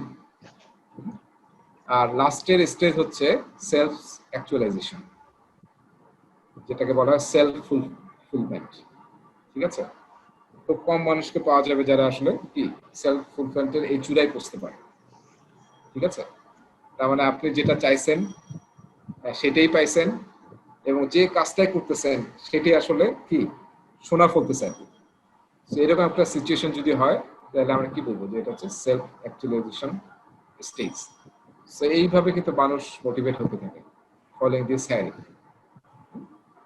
সো আমাদের কিন্তু এটা ফলো করে নিজেকে মোটিভেট রাখতে হবে এবং আমাদের টিমকে মোটিভেট করতে হবে। এরপরে নেক্সট যেটা আমরা শিখবো সেটা হচ্ছে থিওরি এক্স এবং থিওরি ওয়াই মোটিভেশন। হ্যাঁ, থিওরি, এটাকে বলা হয় ম্যাকগ্রেগরস থিওরি। আচ্ছা, এটা দেখেন, এক্স পিপুল এবং ওয়াই পিপুল, মানুষকে ম্যাকগ্রেগর বলছে যে মানুষ আসলে একটা টিমে বা একটা গ্রুপে মানুষ দুই ধরনের হয়। একটা হচ্ছে এক্স টাইপের পিপুল, একটা হচ্ছে ওয়াই টাইপের পিপুল। এক্স টাইপের পিপুল হচ্ছে তারা যারা কি লেজি, কাজকে ফাঁকি দেওয়ার চেষ্টা করে, তাদেরকে বিশ্বাস করা যায় না এবং তাদেরকে আসলে মাইক্রো ম্যানেজ না করে তারা কাজ করে না। সো আপনার টিমে যদি এরকম লোকজন বেশি থাকে তাহলে কিন্তু কাজ করা খুব টাফ। ঠিক আছে, এক্স টাইপ পিপুল। আর ওয়াই টাইপ মানে যারা সেলফ লেড, সেলফ অর্গানাইজিং, নিজেরা মোটিভেটেড এবং দে আর ক্যাপেবল। দেখেন এখানে কিন্তু পুরোটাই আসলে অ্যাজাইলের যে আমাদের আছে না ক্রস ফাংশনাল এবং সেলফ অর্গানাইজিং, হ্যাঁ, অ্যাজাইল টিমের যে বৈশিষ্ট্য সেটা হচ্ছে ওয়াই টাইপ পিপুল। যে আমি নিজে এম্পাওয়ার্ড ফিল করি, নিজে মোটিভেটেড, কাজটা করবোই যেটা আমি কমিট করছি ফোকাস থেকে, এবং আসলে আমি ক্রস ফাংশনাল, আমরা আসলে নিজেরা কাজটা করতে পারবো, হ্যাঁ, কারোর উপর ডিপেন্ডেন্ট না আমরা। সো তাহলে কি আপনার টিমে দেখতে হবে যে কারা এক্স টাইপ পিপুল আর কারা ওয়াই টাইপ পিপুল, সেই অনুযায়ী কিন্তু আপনাকে তাদেরকে মোটিভেট করতে হবে। এক্স টাইপ পিপুলকে যদি আপনি কাজ দিয়ে বলেন যে কাজটা করো, 3 দিন পরে দেখবো কি করছে, তো তাহলে কি হবে, দেখবো যে তারা কিছুই করে না।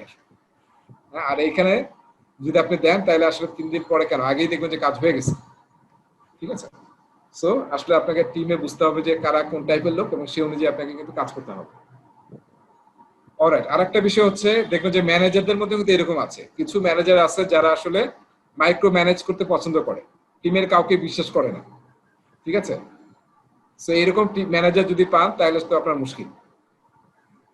আর এখানে যদি হয় যে ম্যানেজার আসলে কি এম্পায়ার করতে পছন্দ করে, টিমকে মোটিভেট লাগে, ম্যানেজার বলবো না, তারা আসলে লিডারের বৈশিষ্ট্য, হ্যাঁ, তাহলে আসলে দেখবেন যে তার সাথে কাজ করে ইউ উইল এনজয়। ঠিক আছে, কিছু কিছু ম্যানেজার আছে, লিডার আছে, যাদের সাথে কাজ করে আমরা অলওয়েজ মনে রাখি যে ওনার সাথে কাজ করছিলাম, one of the great leaders. ঠিক আছে, বা আমার গ্রেট মেন্টর। কিন্তু আর বাকি দেখবেন অনেকের কথা আমরা আসলে বলতেই চাই না, যে বলতে চাই না। আচ্ছা, এরপর থার্ড মোটিভেশনে আসতেছি, হার্টসবার্গস থিওরি অথবা হাইজিন থিওরি। ঠিক আছে, এটা দুইটা লেভেল আছে দেখেন। একটা হচ্ছে মাস্ট এক্সিস্ট ফার্স্ট, হ্যাঁ, এটা থাকতে হবে, এটা না থাকলে আসলে পারফরমেন্স আপনি ইমপ্রুভ করতে পারবেন না। ঠিক আছে, সো প্রথমে কি থাকতে হবে, এটাকে বলা হচ্ছে এই প্রথম যেটা, এখানে কিছু এক্সাম্পল দেওয়া আছে, সেগুলো হচ্ছে হাইজিন এজেন্ট। এটা যদি না থাকে তাহলে কিন্তু আসলে মোটিভেটিং এজেন্ট দিয়ে কোনো কাজ হবে না। এটা আপনাকে আগে এনশিওর করতে হবে। জব সিকিউরিটি, কোম্পানির ভালো পলিসি, পেচেক মানে কি, হ্যাঁ, মানে you get your money, your salary timely, on time. ঠিক আছে, এবং অ্যামাউন্ট যেটা সেটা। অনেক জায়গায় দেখবেন যে স্পেশালি প্রাইভেট সেক্টরে স্যালারির কোনো টাইমিং ঠিক নেই। 5 তারিখে স্যালারি দেওয়ার কথা 10 তারিখ হয়ে যাচ্ছে, 15 তারিখ হচ্ছে, you never know when they will pay. So paycheck মানে হচ্ছে যে আপনি টাইমলি স্যালারি পাচ্ছেন কিনা, টাকা পয়সা ঠিক মতো পাচ্ছেন কিনা। সো এগুলো তাহলে কিন্তু আপনার বাকি অন্য কিছু করে কিন্তু লাভ হবে না। আপনাকে অনেক রেসপন্সিবিলিটি দিল কিন্তু স্যালারি দেয় না, হ্যাঁ, নাথিং উইল হ্যাপেন, আপনি আসলে আরো ডিমোটিভেট হয়ে যাবেন। অ্যাকসেপ্টেবল ওয়ার্কিং কন্ডিশন, ঠিক আছে, কাজের এনভায়রনমেন্টটা, গুগলের এনভায়রনমেন্ট বা ফেসবুকের এনভায়রনমেন্ট ডিফারেন্ট। সো সো আমরা জানি যে এই ধরনের যদি এনভায়রনমেন্টটা ভালো হয়, শুধু এটা ফিজিক্যাল এনভায়রনমেন্টটা না, শুধু মানে আপনার টিমের এনভায়রনমেন্ট, মানুষজনের এনভায়রনমেন্ট, মানুষ কিরকম সেটা, এবং রিলেশনশিপস উইথ ওয়ার্কার্স। আচ্ছা, এইসব জিনিস থাকে, এগুলো হচ্ছে হাইজিন এজেন্ট। একটু মনে রাখতে হবে, এগুলো কিন্তু একটু দাগ দিয়ে রাখেন যে হাইজিন এজেন্ট, ঠিক আছে? হাইজিন এজেন্ট এটা। আর এটা হচ্ছে মোটিভেটিং এজেন্ট। এটা না থাকলে মাস্ট এক্সিস্ট ফার্স্ট, এগুলো কাজ করবে না। আবার এইটা থাকলে কিন্তু হবে না। এর সাথে আপনার কি লাগবে এখন, যদি আপনার পারফরমেন্স বাড়াতে চান, তাহলে আপনার দেখতে পাচ্ছেন যে আপনার সামনে অপরচুনিটি আছে, হ্যাঁ, গ্রো করার, কেরিয়ার গ্রোথের পাথ দেখতে পাচ্ছেন, তাহলে কিন্তু আপনি মোটিভেট থাকবেন। কিন্তু দেখতেছেন যে দেয়ার ইজ নো পাথ, ওখানে গিয়ে স্টপেজ, তাহলে কিন্তু মোটিভেশন হারিয়ে যায়। রেসপন্সিবিলিটি বাড়তেছে, জবের সাথে সাথে আপনার রেসপন্সিবিলিটি বাড়তেছে, তাহলে কিন্তু আপনি মোটিভেট ফিল করবেন। আর্মিতে কি হয়, আর্মিতে দেখেন না যে লেফটেন্যান্ট কর্নেল, সরি, মানে ক্যাপ্টেনের আন্ডারে যত ইয়া থাকে, সৈন্য থাকে, তারপর কি মেজর হলে নাম্বার অফ বেড়ে যায়। সো মানে একটা প্লাটুনের আপনি ইয়া হয়ে যাচ্ছেন, ঠিক আছে, লিডার হয়ে যাচ্ছেন। সো এটা কিন্তু একটা মোটিভেশন আর কি, অ্যাপ্রিসিয়েশন পাচ্ছেন, রিকগনিশন পাচ্ছেন, এবং আপনার এডুকেশন অ্যাডভান্সমেন্ট এসব জিনিস হচ্ছে, তাহলে আপনি আসলে মোটিভেট, ঠিক আছে, মোটিভেট হতে পারবেন। সো এটাকে বলা হচ্ছে আমাদের হাইজিন থিওরি অথবা হার্সবার্গস থিওরি। আচ্ছা, এরপর আরেকটা পড়তেছি আমরা, ডেভিড ম্যাকসেলানস থিওরি অফ নিডস বা থিওরি অফ নিডস। দেখেন, আপনার টিমে কিন্তু সবাই সবকিছু দিয়ে মোটিভেট হবে না, ঠিক আছে? সবাই সব জিনিস দিয়ে মোটিভেট হয় না, এটা সব জায়গায়। আপনার পরিবারের ফ্যামিলিতে কি মেয়েরা কি দিয়ে মোটিভেট হয়, তাদের মোটিভেশন কিন্তু ডিফারেন্ট। আবার বাচ্চারা আছে, তাদের মোটিভেশন ডিফারেন্ট, ঠিক আছে? সো আপনার টিমের মধ্যে সেম, মানে কেউ পছন্দ করে পাওয়ার, যদি তাকে পাওয়ার দেন, তুমি এই টিমটা চালাও বা এই কাজটা তুমি করো, তাহলে দেখবেন যে হ্যাপি, তারা মানে দৌড়ে কাজ করতেছে, হ্যাঁ। আর যদি পাওয়ার না দেন, কোনো পাওয়ার নাই তাহলে সে আসলে পারফর্ম করতে পারছে না। তারপর হচ্ছে অ্যাফিলিয়েশন মানে আছে সোশ্যাল বা ভলান্টিয়ারিং বা এই টাইপ আর কি, ঠিক আছে? মানে টিমে কাজ করতে পছন্দ করে, সবাই মিলে কাজ করতে পছন্দ করে। সো অ্যাফিলিয়েটেড ফিল করে আছে না, এরকম লোকজন দেখবেন যারা আসলে খুবই সোশ্যাল, খুবই নেটওয়ার্কিং পছন্দ করে। তো যেখানে এই সমস্ত স্কোপ থাকে, সেখানে তারা খুব ভালো পারফর্ম করে। আর আরেক টাইপের লোক থাকে যারা অ্যাচিভমেন্ট, যেখানে দেখবে যে কোনো অ্যাচিভমেন্ট নাই, কোনো চ্যালেঞ্জ নাই। হ্যাঁ, ইম্পর্টেন্ট হচ্ছে এই ধরনের যারা অ্যাচিভমেন্ট পছন্দ করে, তাদেরকে যদি কোনো চ্যালেঞ্জিং কাজ না দেন, তাহলে তারা কখনোই মোটিভেটেড ফিল করে, ঠিক আছে? এই যে আমাদের মাইকেল ভেভান, তাই না?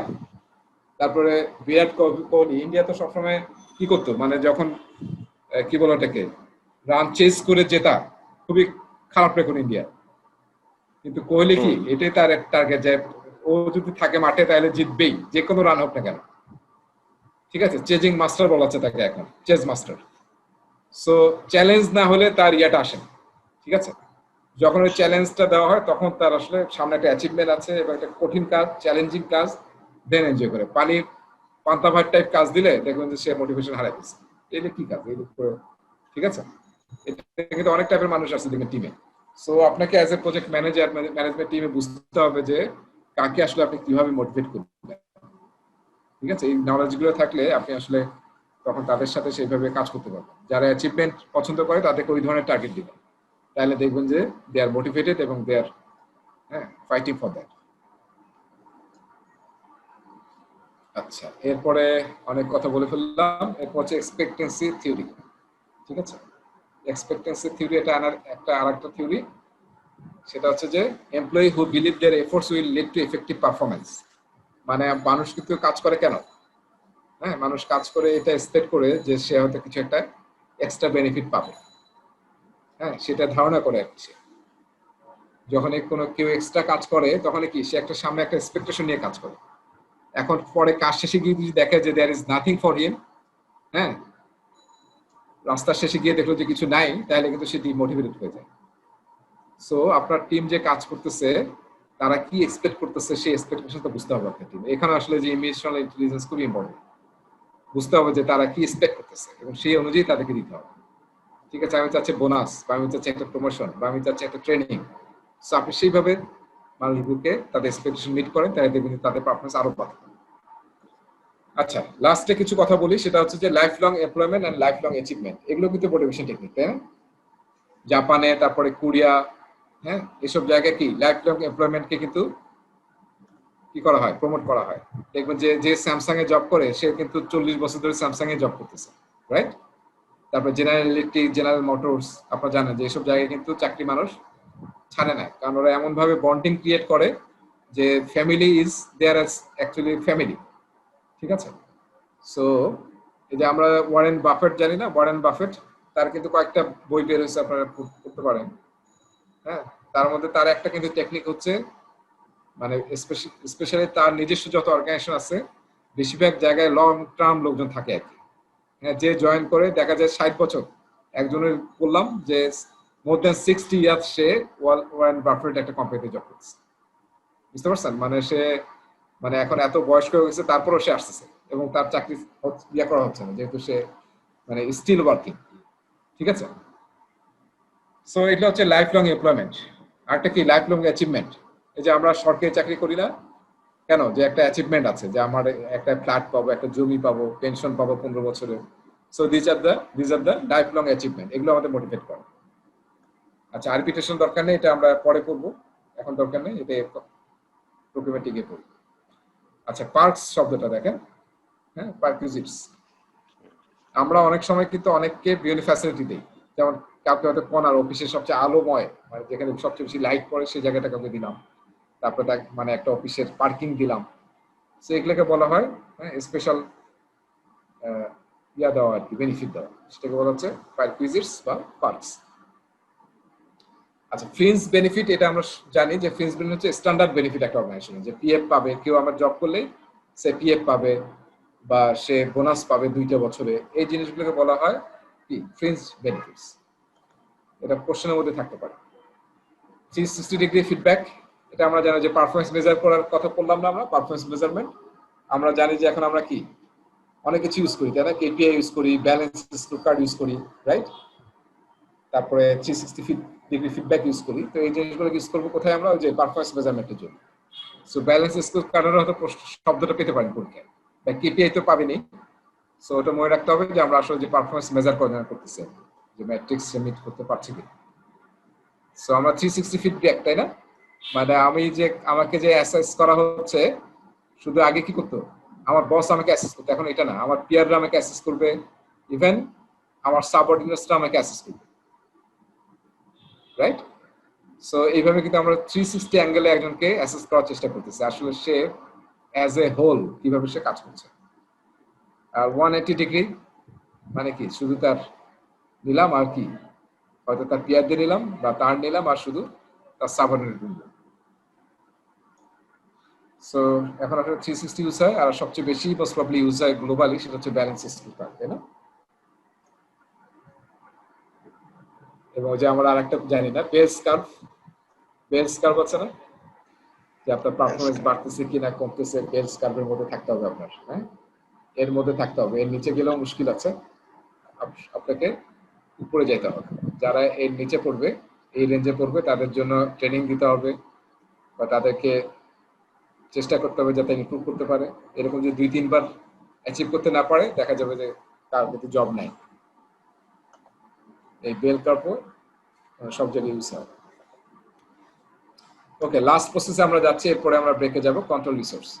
সো কন্ট্রোল রিসোর্স হচ্ছে, it is only talking about physical resource. ঠিক আছে, অনলি ফিজিক্যাল রিসোর্স। ঠিক আছে, এবং আমরা পড়ছিলাম যে ফিজিক্যাল রিসোর্সের ডিমান্ড কি, সেটা কিভাবে আমরা সাপ্লাই এনশিওর করব এবং কিভাবে আমরা কন্ট্রোল করব। ঠিক আছে, তো সেটা হচ্ছে মেইনলি এটার কাজ। সো এখানে আমাদের দেখেন ইনপুট কি, এই যে এটা হচ্ছে ইনপুট, ফিজিক্যাল রিসোর্স অ্যাসাইনমেন্ট। ঠিক আছে, ম্যাটেরিয়াল বা আমরা যে সমস্ত ফিজিক্যাল রিসোর্স দিচ্ছি ওটারও তো আসলে ম্যানেজ করতে হবে। যত ইচ্ছা ম্যাটেরিয়াল তো আমরা পাবো না, যেটা ডিমান্ড করছে ওটা পাবো, সেটাকে আসলে ম্যানেজ করতে হবে, সেটির জন্যই কন্ট্রোল রিসোর্স। ঠিক আছে, যে এখানে কিন্তু আগের মতো রিসোর্স রিকোয়ারমেন্ট নিচ্ছে আমরা, রিসোর্স ব্রেকডাউন স্ট্রাকচার, কোন পার্টটা, ফিজিক্যাল রিসোর্সের পার্টটা, প্রজেক্ট শিডিউল, কখন কোন ইকুইপমেন্ট লাগবে, ফ্যাসিলিটি লাগবে সেটা। আর 4 নম্বর খেয়াল করছেন এগ্রিমেন্টস। কেন এগ্রিমেন্টস? ফিজিক্যাল রিসোর্স বেশিরভাগই কোথা থেকে আসে, normally outside of the organisation, হ্যাঁ, through some agreement or contract. ঠিক আছে, from the vendors or suppliers. So এগ্রিমেন্টসটা আপনি এখানে ইম্পর্টেন্ট একটা ইনপুট। সো এখান থেকে আমরা কি কি টুলস অ্যাপ্লাই করছি? অল্টারনেটিভ অ্যানালাইসিস, যদি ওই ইকুইপমেন্টটা না পাই তাহলে কোন ইকুইপমেন্ট ইউজ করতে পারি, যদি ফ্যাসিলিটি এটা না পাই তাহলে which facility can use. Cost benefit analysis always করতে হবে, যে কোনটা আমাদের বেনিফিট দেবে বেশি কম খরচে। পারফরম্যান্স রিভিউ করতে হবে, আপনার ভেন্ডরের পারফরম্যান্স রিভিউ বা আপনি যে ম্যাটেরিয়াল ইউজ করতেছেন সেই ম্যাটেরিয়ালের পারফরম্যান্স রিভিউ করতে হবে, ইকুইপমেন্টের পারফরম্যান্স রিভিউ করতে হবে। ট্রেন্ড অ্যানালাইসিস, যে আপনার যে ফল্ট হচ্ছে বা সমস্যা হচ্ছে এটা ট্রেন্ডটা কি কম বাড়তেছে না কমতেছে। প্রবলেম সলভিং, এটা আমরা করছি না, কয়েকটা স্টেজে প্রবলেম সলভিং এর আমরা স্টেপ দেখছিলাম না, মানে গত চ্যাপ্টারে দেখছিলাম। সেই প্রবলেম সলভিং আমরা এখানে ইউজ করতে পারি যদি ফিজিক্যাল রিসোর্সে বারবার প্রবলেম হতে থাকে। দেন নেগোসিয়েশন আমরা ইউজ করবো, ইনফ্লুয়েন্সিং ইউজ করবো আমরা সফট স্কিল হিসেবে। তার সাথে নেগোসিয়েশন জেনারেলি যে এগ্রিমেন্ট, হ্যাঁ, ভেন্ডরের সাথে এগ্রিমেন্ট করছেন, ভেন্ডরকে একদম সেই অনুযায়ী সব দিয়ে দিবে, হ্যাঁ, অনেক কিন্তু কনফ্লিক্ট হবে। সো ডিফারেন্ট সময় আপনাকে নেগোসিয়েশন করতে হবে। অলরাইট, সো এই ছিল আমাদের কন্ট্রোল রিসোর্স। আমার মনে হয় আর কিছু আছে এখানে, এই যে এটা আমি আবার একটু বুঝছি যে control resource actually talking about physical resource and manage team is team members. So team মেম্বারের অনেকে প্রশ্ন করে যে টিম মেম্বারের মনিটরিং কন্ট্রোলের জন্য তো কোনো কিছু দেখতেছি না। সো আসলে এটা এই জন্য এখানে বলা আছে যে ম্যানেজ টিম দিয়ে আসলে তার মনিটরিং, তার অ্যাসেসমেন্ট এসব হবে। কন্ট্রোল করা যাবে না, কন্ট্রোল শব্দটা ইউজ করা যাবে না রিসোর্সের সাথে, ঠিক আছে? তো ম্যানেজ টিমটাই আসলে আপনার মনিটরিং কন্ট্রোলের পার্টটাও করবে।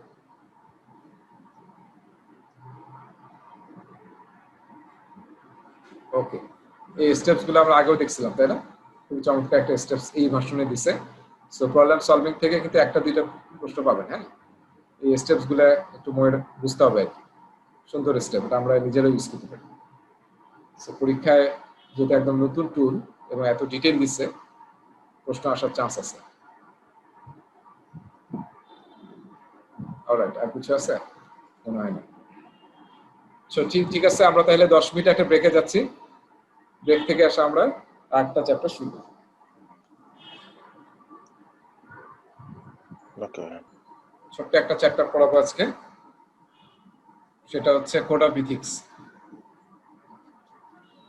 ঠিক আছে, এটা code of ethics, PMI code of ethics and professional conduct. একদম হ্যাঁ, স্লাইডের একদম শেষের দিকে। অলরাইট, সো পরীক্ষায় কিন্তু মনে রাখতে হবে কোড অফ ইথিক্স থেকে মানে অ্যারাউন্ড 10 কোশ্চেন্স আসবে, হ্যাঁ, 10টা কোশ্চেন আসবে। সো আমি এটা শুরু করার আগে, সবাই আছেন, সবাই জয়েন করছেন তো না? জি। এই তৌহিদ কি অবস্থা? তৌহিদ কি জয়েন করছে আজকে নাকি? মাহমুদুর, জুলকার নাইম ভাই জয়েন করছেন না? জি আছি। আচ্ছা আচ্ছা। মাহবুবুল হাসান কি অবস্থা? Are you there or not?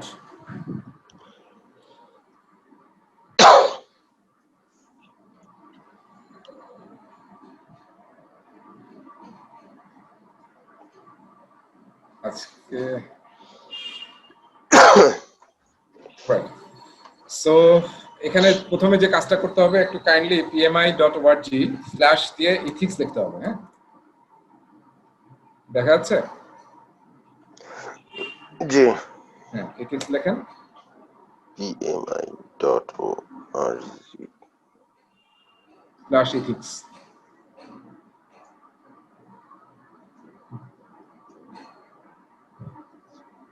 আচ্ছা, এখানে দেখেন একটা ছোট্ট ভিডিও আছে, এটা একটু আমি দেখে নিয়েন। ছোট্ট একটা ভিডিও, এনেকে হয়তো চেনেন আপনারা, প্রেসিডেন্ট আর কি, পিএমআই চ্যাপ্টারের পিএমআই ওয়ার্ডজির প্রেসিডেন্ট আর কি, সুনীল। অলরাইট, আচ্ছা, এখানে দেখেন ইথিক্স, এখানে ক্লিক করলাম, code of ethics and professional conduct. ঠিক আছে, ক্লিক করলে এখানে দেখেন ডাউনলোড করা যাবে কোড অফ ইথিক্সটা। সেটা জাস্ট ক্লিক করে ডাউনলোড করে ফেলেন। 8 পৃষ্ঠার ডকুমেন্ট পাওয়া গেছে? প্রফেশনাল কন্টাক্ট ওইটা না, কোড ভ্যালু কার্ড না, ওকে। ভ্যালু কার্ড দরকার, ভ্যালু কার্ড এমনি ডাউনলোড করে রাখতে পারেন, ওটা জাস্ট সংক্ষেপে আছে আর কি ভ্যালু কার্ড। সো এটা এই যে 8 পৃষ্ঠার ডকুমেন্ট, হ্যাঁ বেশ এখন কালার টালার দিছে, গুড। সো এই ডকুমেন্টটা একদম প্রতিটা লাইন বাই লাইন করবেন, হ্যাঁ কারণ পরীক্ষায় বললাম যে 8টা থেকে 10টা প্রশ্ন আসবে শুধু এইটার উপরে, এই 8 পেজের উপর ডিপেন্ড করে। বলেন কি? হ্যাঁ, সো এটার জন্য আসলে সবচেয়ে বেটার হয় এটা যে দেখবেন যে ইয়াতে একটা চ্যাপ্টার আছে, রিতার বই একটা চ্যাপ্টার আছে, এবং সেই চ্যাপ্টারটা একটু পড়বেন এবং চ্যাপ্টারের শেষে প্রশ্ন আছে, সেই প্রশ্নগুলো একটু সলভ করতে হবে। আর সেদিন বোধহয় ইয়া চপল একটা বই শেয়ার করছে না, শুধু কোশ্চেন আর কি। হ্যাঁ হ্যাঁ, কোশ্চেনের বই। এমনি পরীক্ষায় এর চেয়ে একটু বেশি কঠিন আসে আর কি, একটু কঠিন, হ্যাঁ 20 থেকে 20% কঠিন আসে আর কি ওই বইয়ে যে কোশ্চেনগুলো আছে। খারাপ কোশ্চেন না আর কি, হ্যাঁ ভালো কোশ্চেন, জাস্ট এর চেয়ে একটু মাঝে মাঝে একটু হার্ড আসতে পারে, কিন্তু আমার কাছে মনে হয় এই সময় হয়তো এরকম টাইপের প্রশ্ন আসবে, বেশি হার্ড না, মোটামুটি সহজ প্রশ্ন আসবে। আচ্ছা, সো ওখান থেকে প্রশ্নগুলো একটু সলভ করতে হবে, ঠিক আছে? ইথিক্সের প্রশ্নগুলো সলভ করে আসলে আপনার মাইন্ডসেটটা ঠিক করতে হবে ইথিক্সের ব্যাপারে। ইথিক্সের ব্যাপারে সমস্যা হচ্ছে যেহেতু আমরা যারা সবাই জয়েন করছি অল ওভার বাংলাদেশিস, এবং আমরা আসলে আমাদের ইথিক্স যদিও স্কুল কলেজ সব জায়গায় এবং আমাদের ফ্যামিলি সব জায়গায় আমরা কিন্তু অনেক ভালো ইথিক্স শিখি, কিন্তু আসলে অ্যাপ্লিকেশনটা আমাদের হয় না, ঠিক আছে? এবং সব জায়গায় উল্টাপাল্টা অ্যাপ্লিকেশন। এবং আমরা অনেক সময়, আমি বলি মাঝে মাঝে ক্লাসে যে আমরা অনেক সময় প্রজেক্ট করি because there R some chances, ঠিক আছে? অনেকে প্রজেক্ট করতে চায় যেহেতু দেয়ার আর সাম চান্স, এরকম কাহিনী হয়ে গেছে। সো এখানে আসলে কোড অফ ইথিক্সে প্রজেক্ট পিএমআই চাচ্ছে, যেহেতু একটা আমরা বলছিলাম যে ওয়ার্ল্ডের 1/5 জিডিপি খরচ হয় প্রজেক্ট ম্যানেজমেন্ট, ঠিক আছে? সো টাকা যদি মিস হয়ে যায়, নষ্ট হয়ে যায় ইথিক্সের কারণে, হ্যাঁ তাহলে তো আসলে খুবই দুঃখের বিষয়, এবং তার রেসপন্সিবিলিটি পুরো প্রজেক্ট ম্যানেজারদের ঘাড়ে আসবে, যাই বলেন না এখন, because you are the leader, you are running the show, so you are the main person. So আপনি যদি ঠিক না হন তাহলে আসলে কোনো কিছু ঠিক করা সম্ভব না। সো এই জন্য পিএমআই প্রমোট করার চেষ্টা করতেছে যে কোড অফ ইথিক্সটা যাতে আমরা প্রফেশনালি আমাদের প্রফেশনে, প্রজেক্ট ম্যানেজমেন্ট প্রফেশনে উই প্র্যাকটিস ইট, ঠিক আছে? We learn it, we know it and we practise it. এবং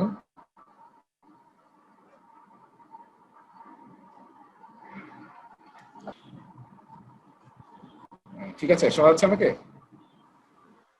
এখন শোনা মাঝখানে কেটে গেছিল। হ্যাঁ এখন শোনা যাচ্ছে। সো এটা একটু কাইন্ডলি লাইন বাই লাইন পড়তে এই কারণে বলতেছি, এখানে অনেকগুলো ওয়ার্ড আছে। আমরা জানি যে লিগাল ইথিক্স, তাই না? এটার কিন্তু ওয়ার্ডিং গুলো বা সেন্টেন্স স্ট্রাকচার একটু ডিফারেন্ট হয়, এবং নর্মালি আমরা ডে টু ডে লাইফে ইংলিশ গুলো ইউজ করি না, ঠিক আছে? সো এখানে এরকম অনেকগুলো ইংলিশ পাবেন, ওয়ার্ড পাবেন, যেটা আসলে অর্থ দেখবেন যে হুট করে আপনি বলতে পারবেন না যেটা মানে কি, কারণ কমন ভোকাবুলারির মধ্যে এটা পড়ে না। সো আপনি ওই স্পেশালি ওই জিনিসগুলো, যেমন কন্ডন নামে একটা শব্দ আছে, CONDONE, হ্যাঁ এরকম অনেকগুলো ওয়ার্ড আছে দেখবেন। তো সেই ওয়ার্ডগুলোর মিনিং না জানলে দেখা যায় পরীক্ষার প্রশ্নের মধ্যে আসবে, আপনি যেহেতু মিনিং বুঝতে পারছেন না, ফলে কি আনসার দিবেন? অলসো মিনিংটা জানলে আপনি খুব ইজিলি আনসার করতে পারবেন, ঠিক আছে? আচ্ছা, তাহলে আসেন আমরা এখন প্রেজেন্টেশনে যাচ্ছি কোড অফ ইথিক্সে। সো একটা জিনিস এখানে একটু বলে রাখি যে কোড অফ ইথিক্স কিন্তু এরকম না যে পিএমআই তৈরি করে এটাকে পুশ করছে যে you have to follow this, must, it is must, এরকম কিন্তু পিএমআই নিজে ডেভেলপ করে। এটা বলা হয় যে it is develop by the project management professionals for the professionals, ঠিক আছে? For the project management professionals, develop by the project management professional. এবং আসলে এটা একটা এই 8 পেজের মধ্যে লাস্টের পেজে দেখবেন যে একটা হিস্টরি আছে যে কিভাবে আসলে এটা ডেভেলপ করা হয়েছে, ঠিক আছে? সো দেখবেন যে আমাদের মতো প্রজেক্ট ম্যানেজারদের ফিডব্যাক নিয়েই আসলে এই কোড অফ ইথিক্সটা তৈরি করা হয়েছে। এবং ওটা লাস্টের আরো কয়েকটা দেখবেন যে গ্লোসারি আছে 4-5টা, যেমন কনফ্লিক্ট অফ ইন্টারেস্টের ডেফিনেশন কি, এরকম একটা ডেফিনেশন আছে, সেগুলো খুব ভালো মতো করতে হবে। এমবেজেলমেন্ট, কিছু জিনিস আছে। সো এই যে আমি যেটা বলছি ফার্স্টে যে নট ইন পিএমবক, এটা কিন্তু পিএমবকে নাই, যে আলাদা ডাউনলোড করলাম আমরা, ওটা ওখান থেকে করতে হবে। আচ্ছা, এবং এই কথাটা খুব important, not in PMBOK but everywhere in project management. ঠিক আছে, এথিক্স এবং professional conduct, professional responsibility everywhere in project management. 8 page. তারপরে কি 4 কোর ভ্যালুস।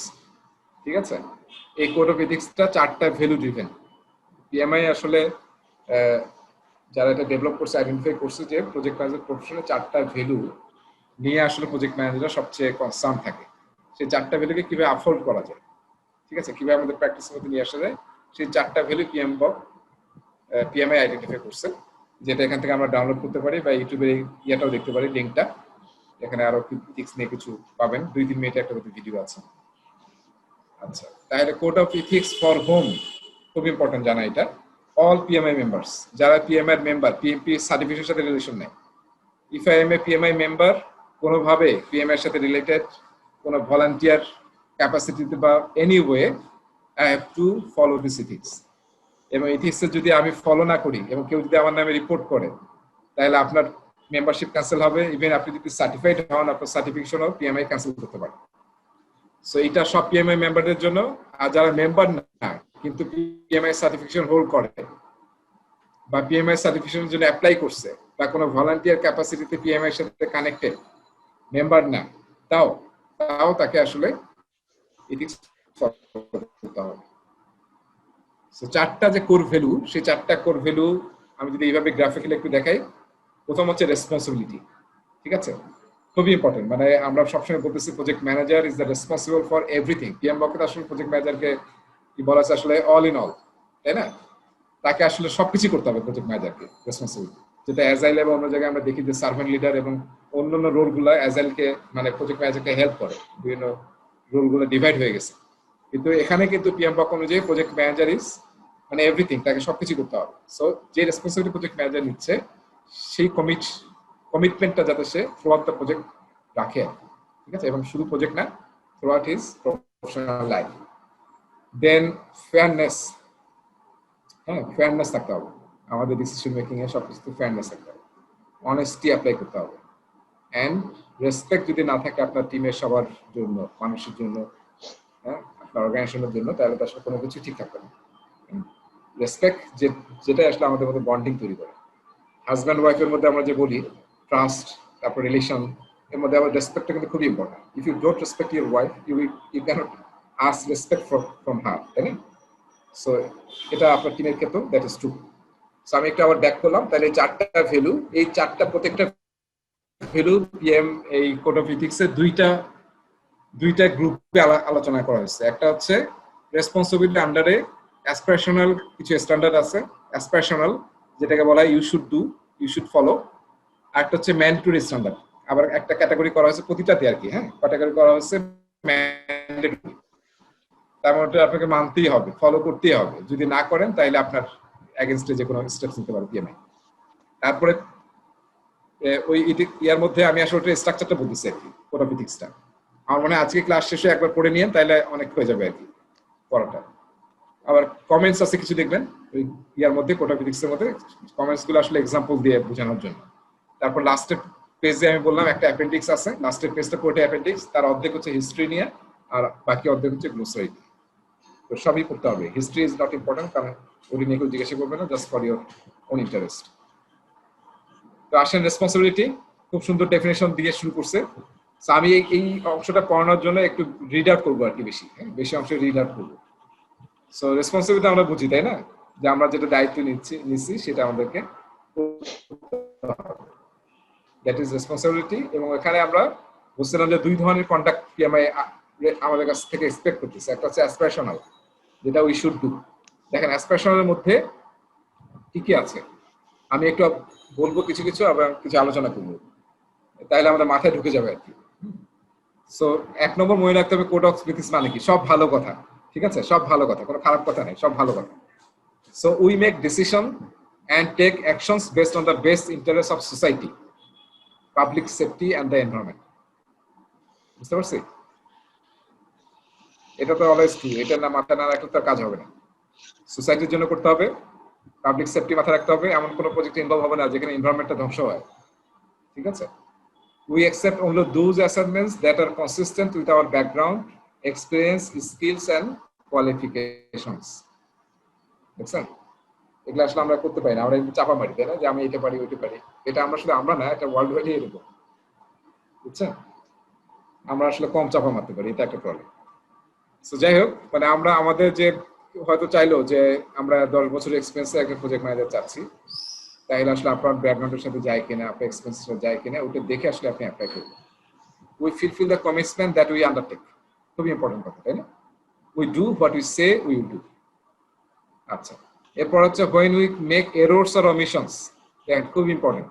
যখন আমরা ভুল করি, উই টেক ওনারশিপ, যেহেতু রেসপন্সিবিলিটি আমার, সো আমি ওনারশিপ নেব, and make corrections promptly, যত তাড়াতাড়ি ঠিক করা যায়। when we discover errors or omissions caused by others, যদি অন্য কারো দ্বারা হয়ে থাকে তাহলে কি বলবো যে ওই করছে?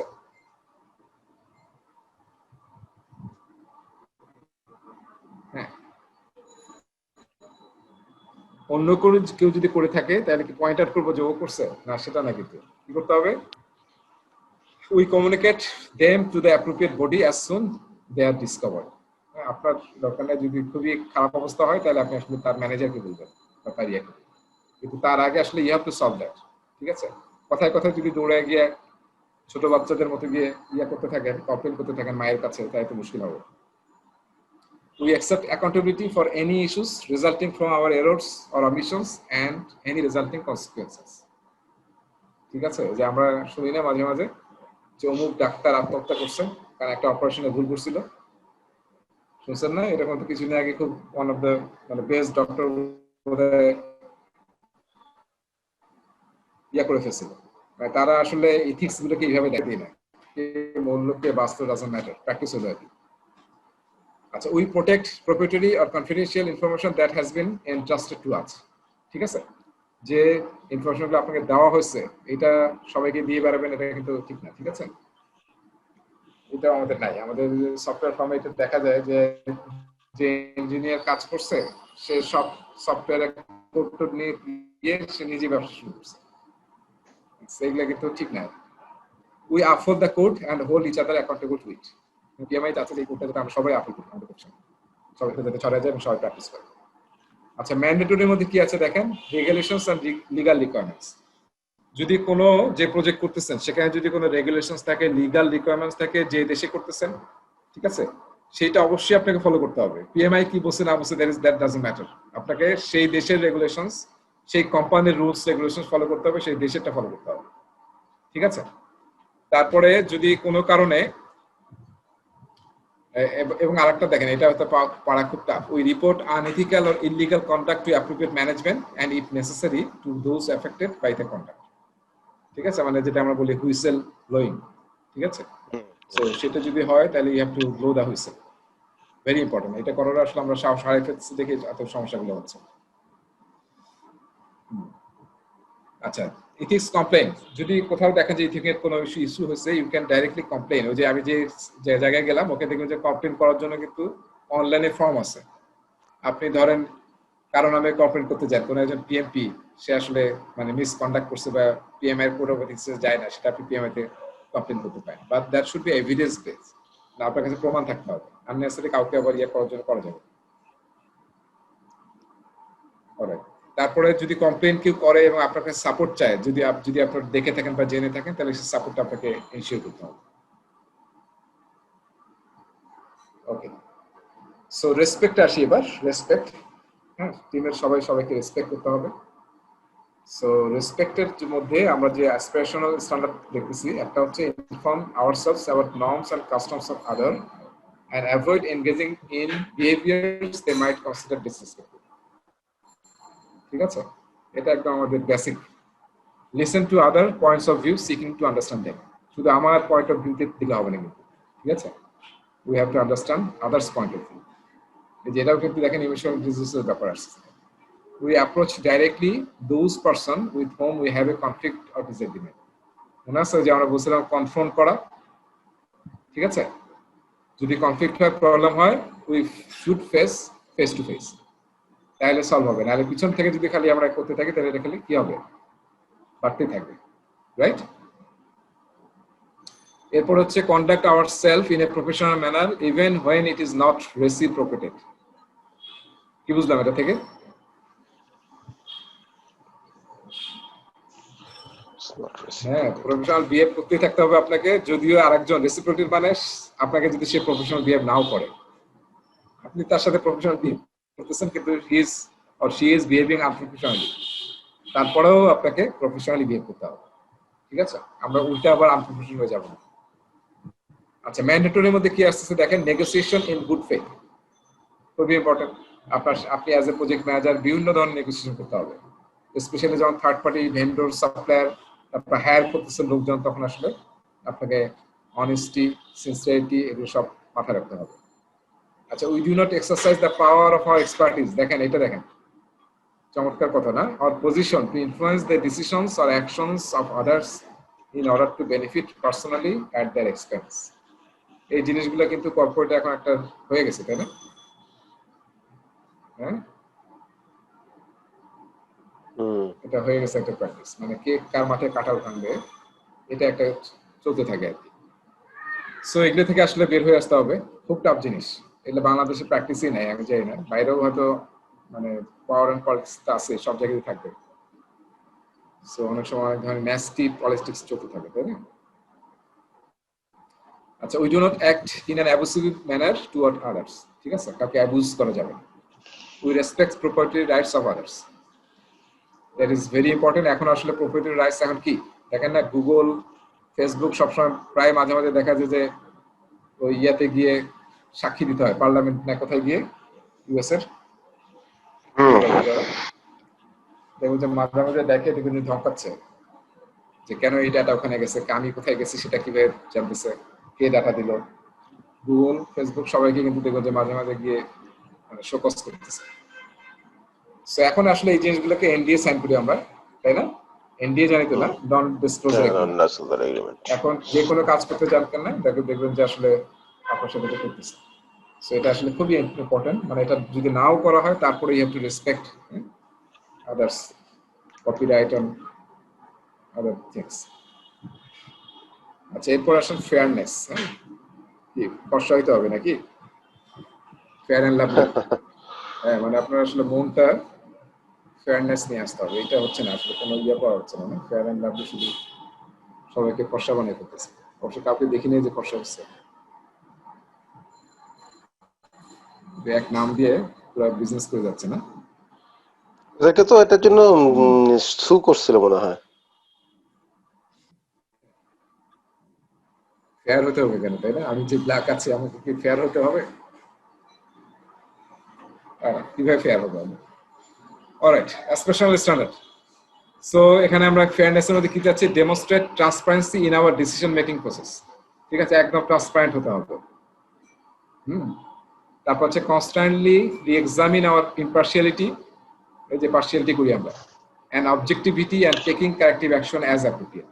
যদি দেখেন যে আপনার পার্শিয়াল মানে ইম্পার্শিয়াল হতে পারছেন না, তাহলে আপনাকে আসলে কারেক্ট করতে হবে যখনই দেখতেছেন যে আপনি কোনো সমস্যা হচ্ছে।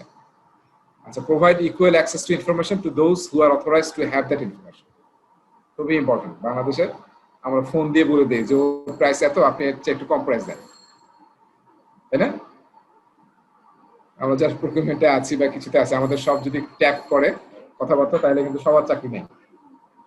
হায়ার করবেন, ভাইবার প্রশ্ন বই দিবে যে এই প্রশ্ন করবে কিন্তু তোমাকে। So make opportunities equally available to qualified candidates, এটা কিন্তু আবার খুব ইম্পর্টেন্ট হচ্ছে ভেন্ডরের ক্ষেত্রে।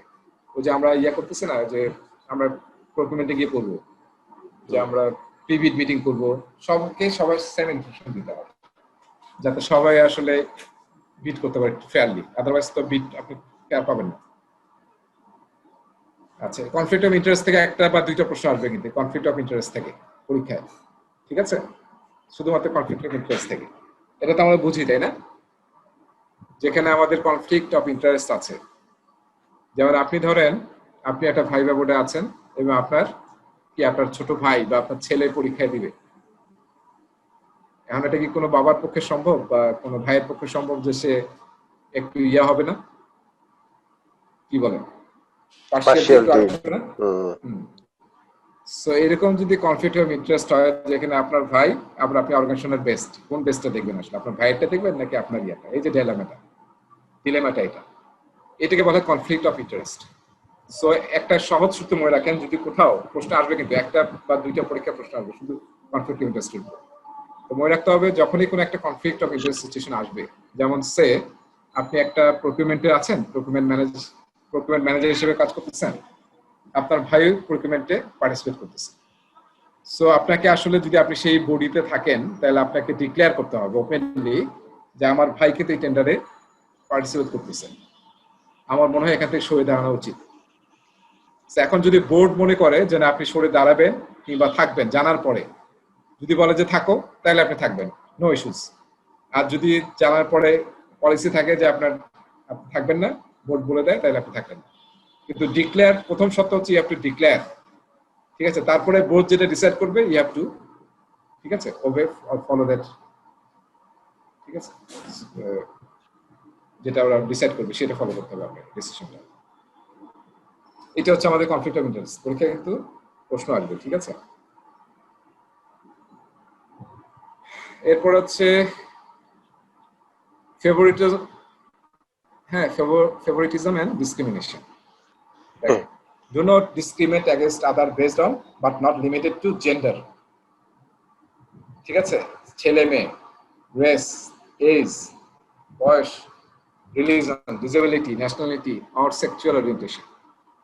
বুঝতে পারছি? এবং আমার মনে হয় এখানে যে পয়েন্টগুলো আছে, আমার মনে হয় ওয়ার্ল্ডের সব অর্গানাইজেশনে প্রতিটার টলারেন্স কি? জিরো টলারেন্স, ঠিক আছে? You do anything wrong with this, তাহলে কিন্তু আপনি সুপ মতো হতে পারে আপনার নামে, ঠিক আছে? চাকরি তো চাকরি, মানে সো এটা মাথায় রাখতে হবে, this is very important.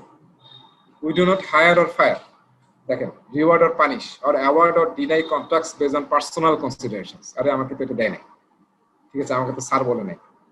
Including but not limited to favouritism, favour করা যাবে না। নেপোটিজম, নিজের আত্মীয়তা, এবং ঘুষ কি? পরীক্ষায় ঘুষ নিয়ে একটা প্রশ্ন থাকবেই, পরীক্ষায় ঘুষ নিয়ে, এবং বাংলাদেশে সবাই বেহুশ হয়ে যাবে তখন, বুঝতে পারছেন? কারণ আমাদের কি ব্রাইবেরি একটা কমন জিনিস, মানে এটা ধরে নেওয়া হয়েছে দিস ইজ পার্ট অফ কি আমাদের স্যালারি বা পার্ট অফ এনিথিং, মানে এটা একটা কিছুই না এটা।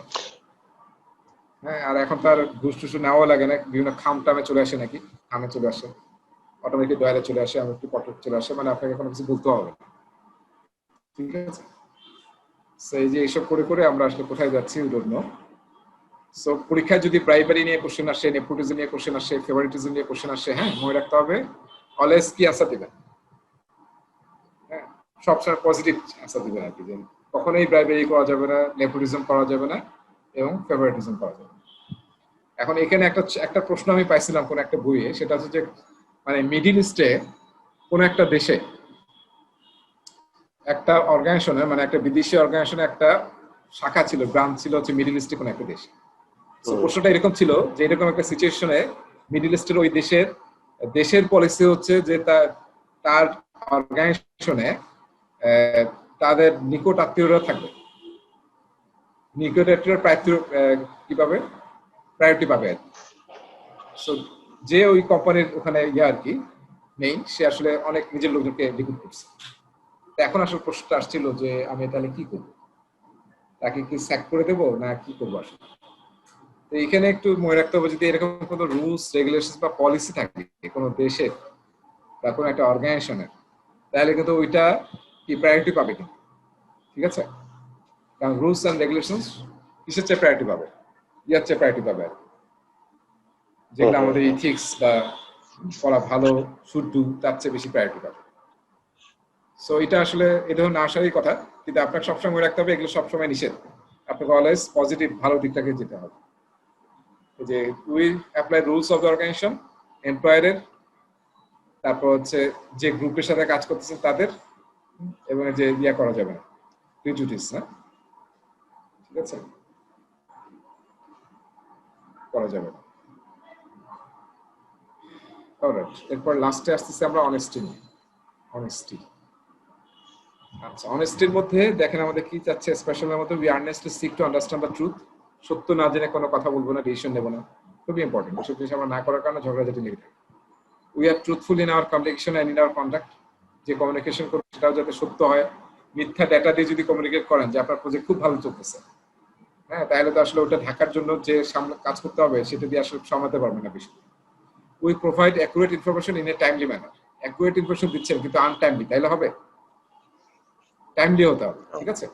আবার টাইমলি দিলেন কিন্তু উল্টাপাল্টা ডাটা, তাও ঠিক হবে না, ঠিক আছে? এই দুইটা আসলে আপনাকে কম্বাইন করতে হবে। We make commitments and promises implied or explicit in good faith, ঠিক আছে? আপনি এটা করবেন এবং আসলেই করতে পারবেন, এটা ইয়ে করে আসলে কমিটমেন্টটা করতে হবে। আমরা যে বাংলাদেশে তো কালচারে আছে, যেটা অনেক আগে বোধহয় বুঝলাম, উই ক্যানট সে নো, ঠিক আছে? সো অনেক জায়গায় কিন্তু আপনাকে নো বলতে হবে যে এটা আমি পারি না বা এটা আমি পারবো না। সো আপনি should say no. We strive to create an environment in which others feel safe to tell the truth. বুঝতে পারছি? আমরা যদি এরকম ম্যানেজমেন্টে থাকি তাহলে আমাদেরকে ওই এনভায়রনমেন্ট দিতে হবে যাতে everyone can say the truth. And এটা যদি আমি প্র্যাকটিস না করি তাহলে তো আমার নিচেরটাও পারবে না, আসলে আমার অর্গানাইজেশনও হবে। আচ্ছা, এরপরে আসেন এই যে ম্যান্ডেটরি স্ট্যান্ডার্ডের মধ্যে honesty. We do not engage in or condone মানে offensive behavior that is designed to ভাই আপনি গায়েব হয়ে গেছিলেন, ভ্যানিশ হয়ে গেছিলেন। মানে তো ইথিক্যাল প্রবলেম হচ্ছে আর কি।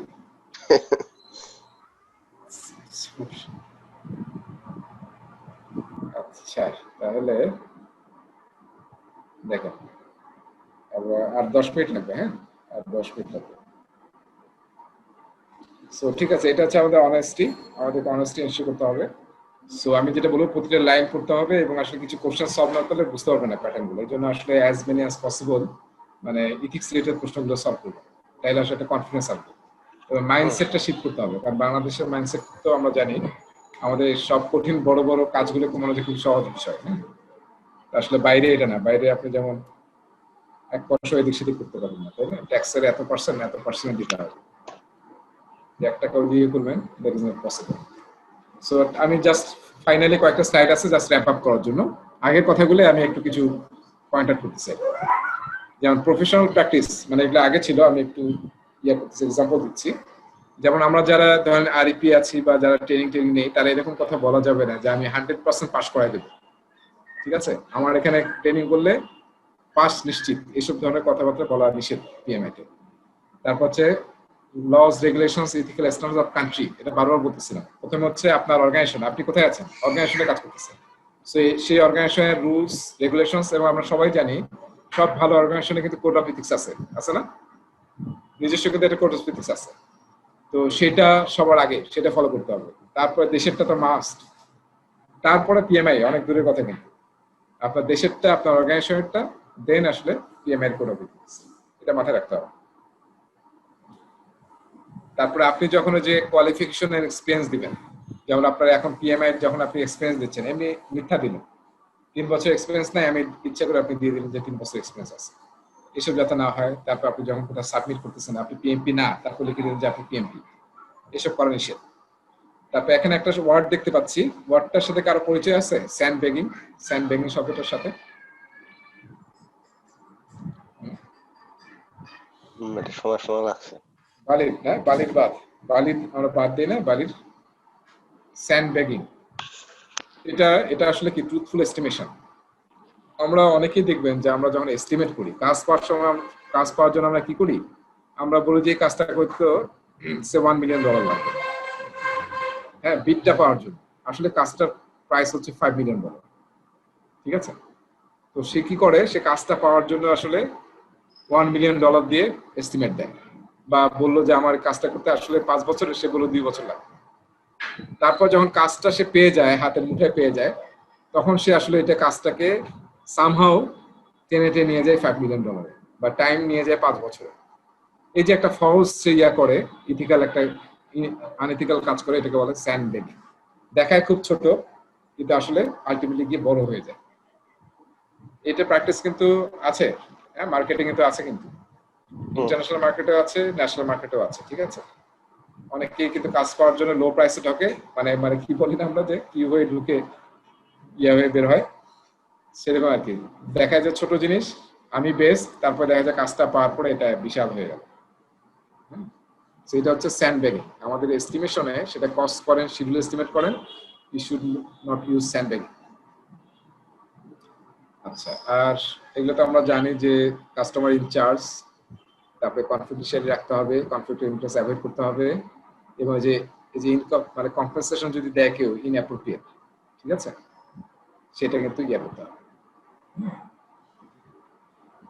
আর অবশ্যই follow laws and customs of the country, সেটা ফলো করতে হবে। এটা একটু খেয়াল করবেন যে অনেক সময় কাস্টমার ইয়া থাকে যে আপনি এদিক দিয়ে গেলে ট্যাক্স দিতে হবে, এই বর্ডার পার করলে এত টাকা দিতে হবে। দ্যাট ইফ সেটা কাস্টমস রুলস থাকে, ল্যান্ড অফ দ্য ল থাকে, তাহলে আপনি সেটা ফলো করবেন। That is not problem. আচ্ছা, কিছু টার্ম দেখেন একটু জানা দরকার, যেমন সেফির ভার্ব হাইপোথিসিস। এটা হচ্ছে আন্ডারস্ট্যান্ডিং দ্য ল্যাঙ্গুয়েজ। এই হাইপোথিসিস বলা হচ্ছে যে যে মানুষ যে কথা বলতেছে বা আচরণ করতেছে সেই ল্যাঙ্গুয়েজটা বুঝতে হবে। কেউ বললো যে ইউ হ্যাভ ডান ওয়েল, ঠিক আছে, কারণ আমরা বাংলাদেশে অনেক সময় ছোটবেলায় করতাম না, কাজ করা দেখাতো। সো আপনি আসলে ল্যাঙ্গুয়েজটা বুঝতে হবে যে আসলে সে কি বলতেছে আমাকে। সে কি আমাকে ইন্সপায়ারের জন্য বললো যে ইউ ডান ওয়েল, আর নাকি আমাকে কাজ করা দেখেন, ঠিক আছে। কালচারাল শক, এটা কেউ জানেন হোয়াট ইজ কালচারাল শক?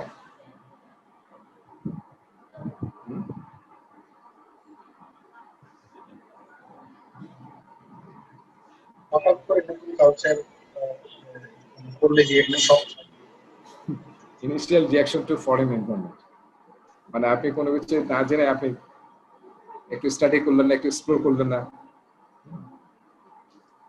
খাবার টেবিলে বসলেন, খাবার টেবিলে দেখা গেলো আপনার পুরো একটা সাপ এনে দিয়ে দিল। আপনি খাচ্ছেন কি মুরগির রান, আর পাশে একজন বসছে সাপ নিয়ে, তাহলে কি অবস্থা হবে আপনার? সো এই যে এইসব যদি হয়, তাহলে আপনি আসলে আপনাকে আগে থেকে বুঝতে হবে যে কালচারাল বা কি আছে এখানে, সেই অনুযায়ী আপনাকে প্রিপারেশনটা নিতে হবে। এমন কোনো বিহেভ করা যাবে না যাতে আপনার কারণে সবাই লজ্জার মধ্যে পড়ে যায়, ঠিক আছে। সেটাই, মানে খাওয়ার মধ্যে এরকম আমাদের জন্য খুব টাফ, বাইরে গিয়ে খাওয়াটা হালাল না হারাম এসব আছে, এটা এখন ওটা ওইভাবে আসলে অ্যাপ্লাই করতে হবে। আচ্ছা, এরপর হচ্ছে ইথনোসেন্ট্রিজম। এটা দেখেন, এটা আমাদের অনেক আছে, এটা সবার মধ্যে। এটা আসলে এটার কারণে আসলে প্রবলেম হয় বাংলাদেশ, ওয়ার্ল্ডে যুদ্ধ বিগ্রহ, measures others culture by your own, ঠিক আছে। এটা তো ঠিক যে মানে যার যার কালচার তার কাছে সবচেয়ে বেস্ট, তাই না? কিন্তু সেটার সাথে তো বলা যাবে না যে আমি তো কি ব্যাপার, এই দেখি যে শ্রীলঙ্কার প্রাইম মিনিস্টার লুঙ্গি পরে আসলো বাংলাদেশে, কি বলা যাবে? পুরাতন লুঙ্গিলে বলা যায়, নতুন লুঙ্গিলে বলা যায় না। তো আমার নিজের কালচার দিয়ে ওটা আসলে মেজার করা যাবে, ঠিক আছে। সো ওটা তো জাতীয় dress, so you have to respect that. মানে এটা আসলে খুব ইম্পর্টেন্ট, এটার অভাব আছে কিন্তু আমাদের, হ্যাঁ, রিলিজনের আছে, কালচারের খুব আছে। এই দুইটা জায়গার জন্য মারামারি কাটাকাটি হয়েছে আমাদের। দেখেন না, দুইটা ফ্যামিলির বিয়ে হবে, তাও দেখবেন যে একটু যদি হয়, কেউ হয়তো বরিশালে একভাবে বিয়ে করে, আবার কেউ হয়তো বগুড়ায় অন্যভাবে বিয়ে করে, দেখবেন যে ফাইট শুরু হয়ে গেছে। বরিশালের নোয়াখালী চলছে। আচ্ছা, তো ফাইনাল এক্সাম টিপস হচ্ছে একই কথা বোধ হয়, এক্সাম অ্যাপ্লিকেশনে কোনো উল্টাপাল্টা কিছু দেওয়া যাবে না। টেস্ট আইটেম, পরীক্ষায় যে ধরনের কোশ্চেন পাবেন সেটা বাইরে পাবলিশ করা যাবে না, ঠিক আছে। তারপর হচ্ছে সিসিআর, যখন আসলে পিএমপি পাস করবো আমরা জানি যে 60 পিডিও আর্ন করতে হয়, সেটা আসলে আপনাকে ইয়ে করতে হবে। সেটা কোথাও ট্রেনিং নেন নাই, কিন্তু বললেন যে আপনি 20 পিডিও আর্ন করছেন, এসব যাতে না করি, ঠিক আছে। আর রিপোর্ট ভায়োলেশন করতে হবে। তারপরে cooperate with PMI on their queries, কোনো যদি কোয়েরি করে পিএমআই আপনি কোঅপারেট করবেন, এইসব করতে হবে। আর ডিসক্লোজ, যেটা বুঝলাম, কোনো কনফ্লিক্ট অফ ইন্টারেস্ট যদি হয়, কনফ্লিক্ট অফ ইন্টারেস্ট, তাহলে এটা অবশ্যই ডিসক্লোজ করবে। ওকে, আর কিছু আছে? এই যে কিছু ওয়ার্ড, আমি এটা আবার বারবার বলতেছি যে প্রতিটা ওয়ার্ডের কাইন্ডলি সবগুলো ওয়ার্ডের আসলে মিনিং গুলো একটু বুঝতে হবে, যে আমি কয়েকটা ওয়ার্ডে অলরেডি লিখে দিয়েছি, হ্যাঁ। আর এটা হচ্ছে এটা, read the code of ethics and solve as many as possible questions. Final tip, treat yourself as an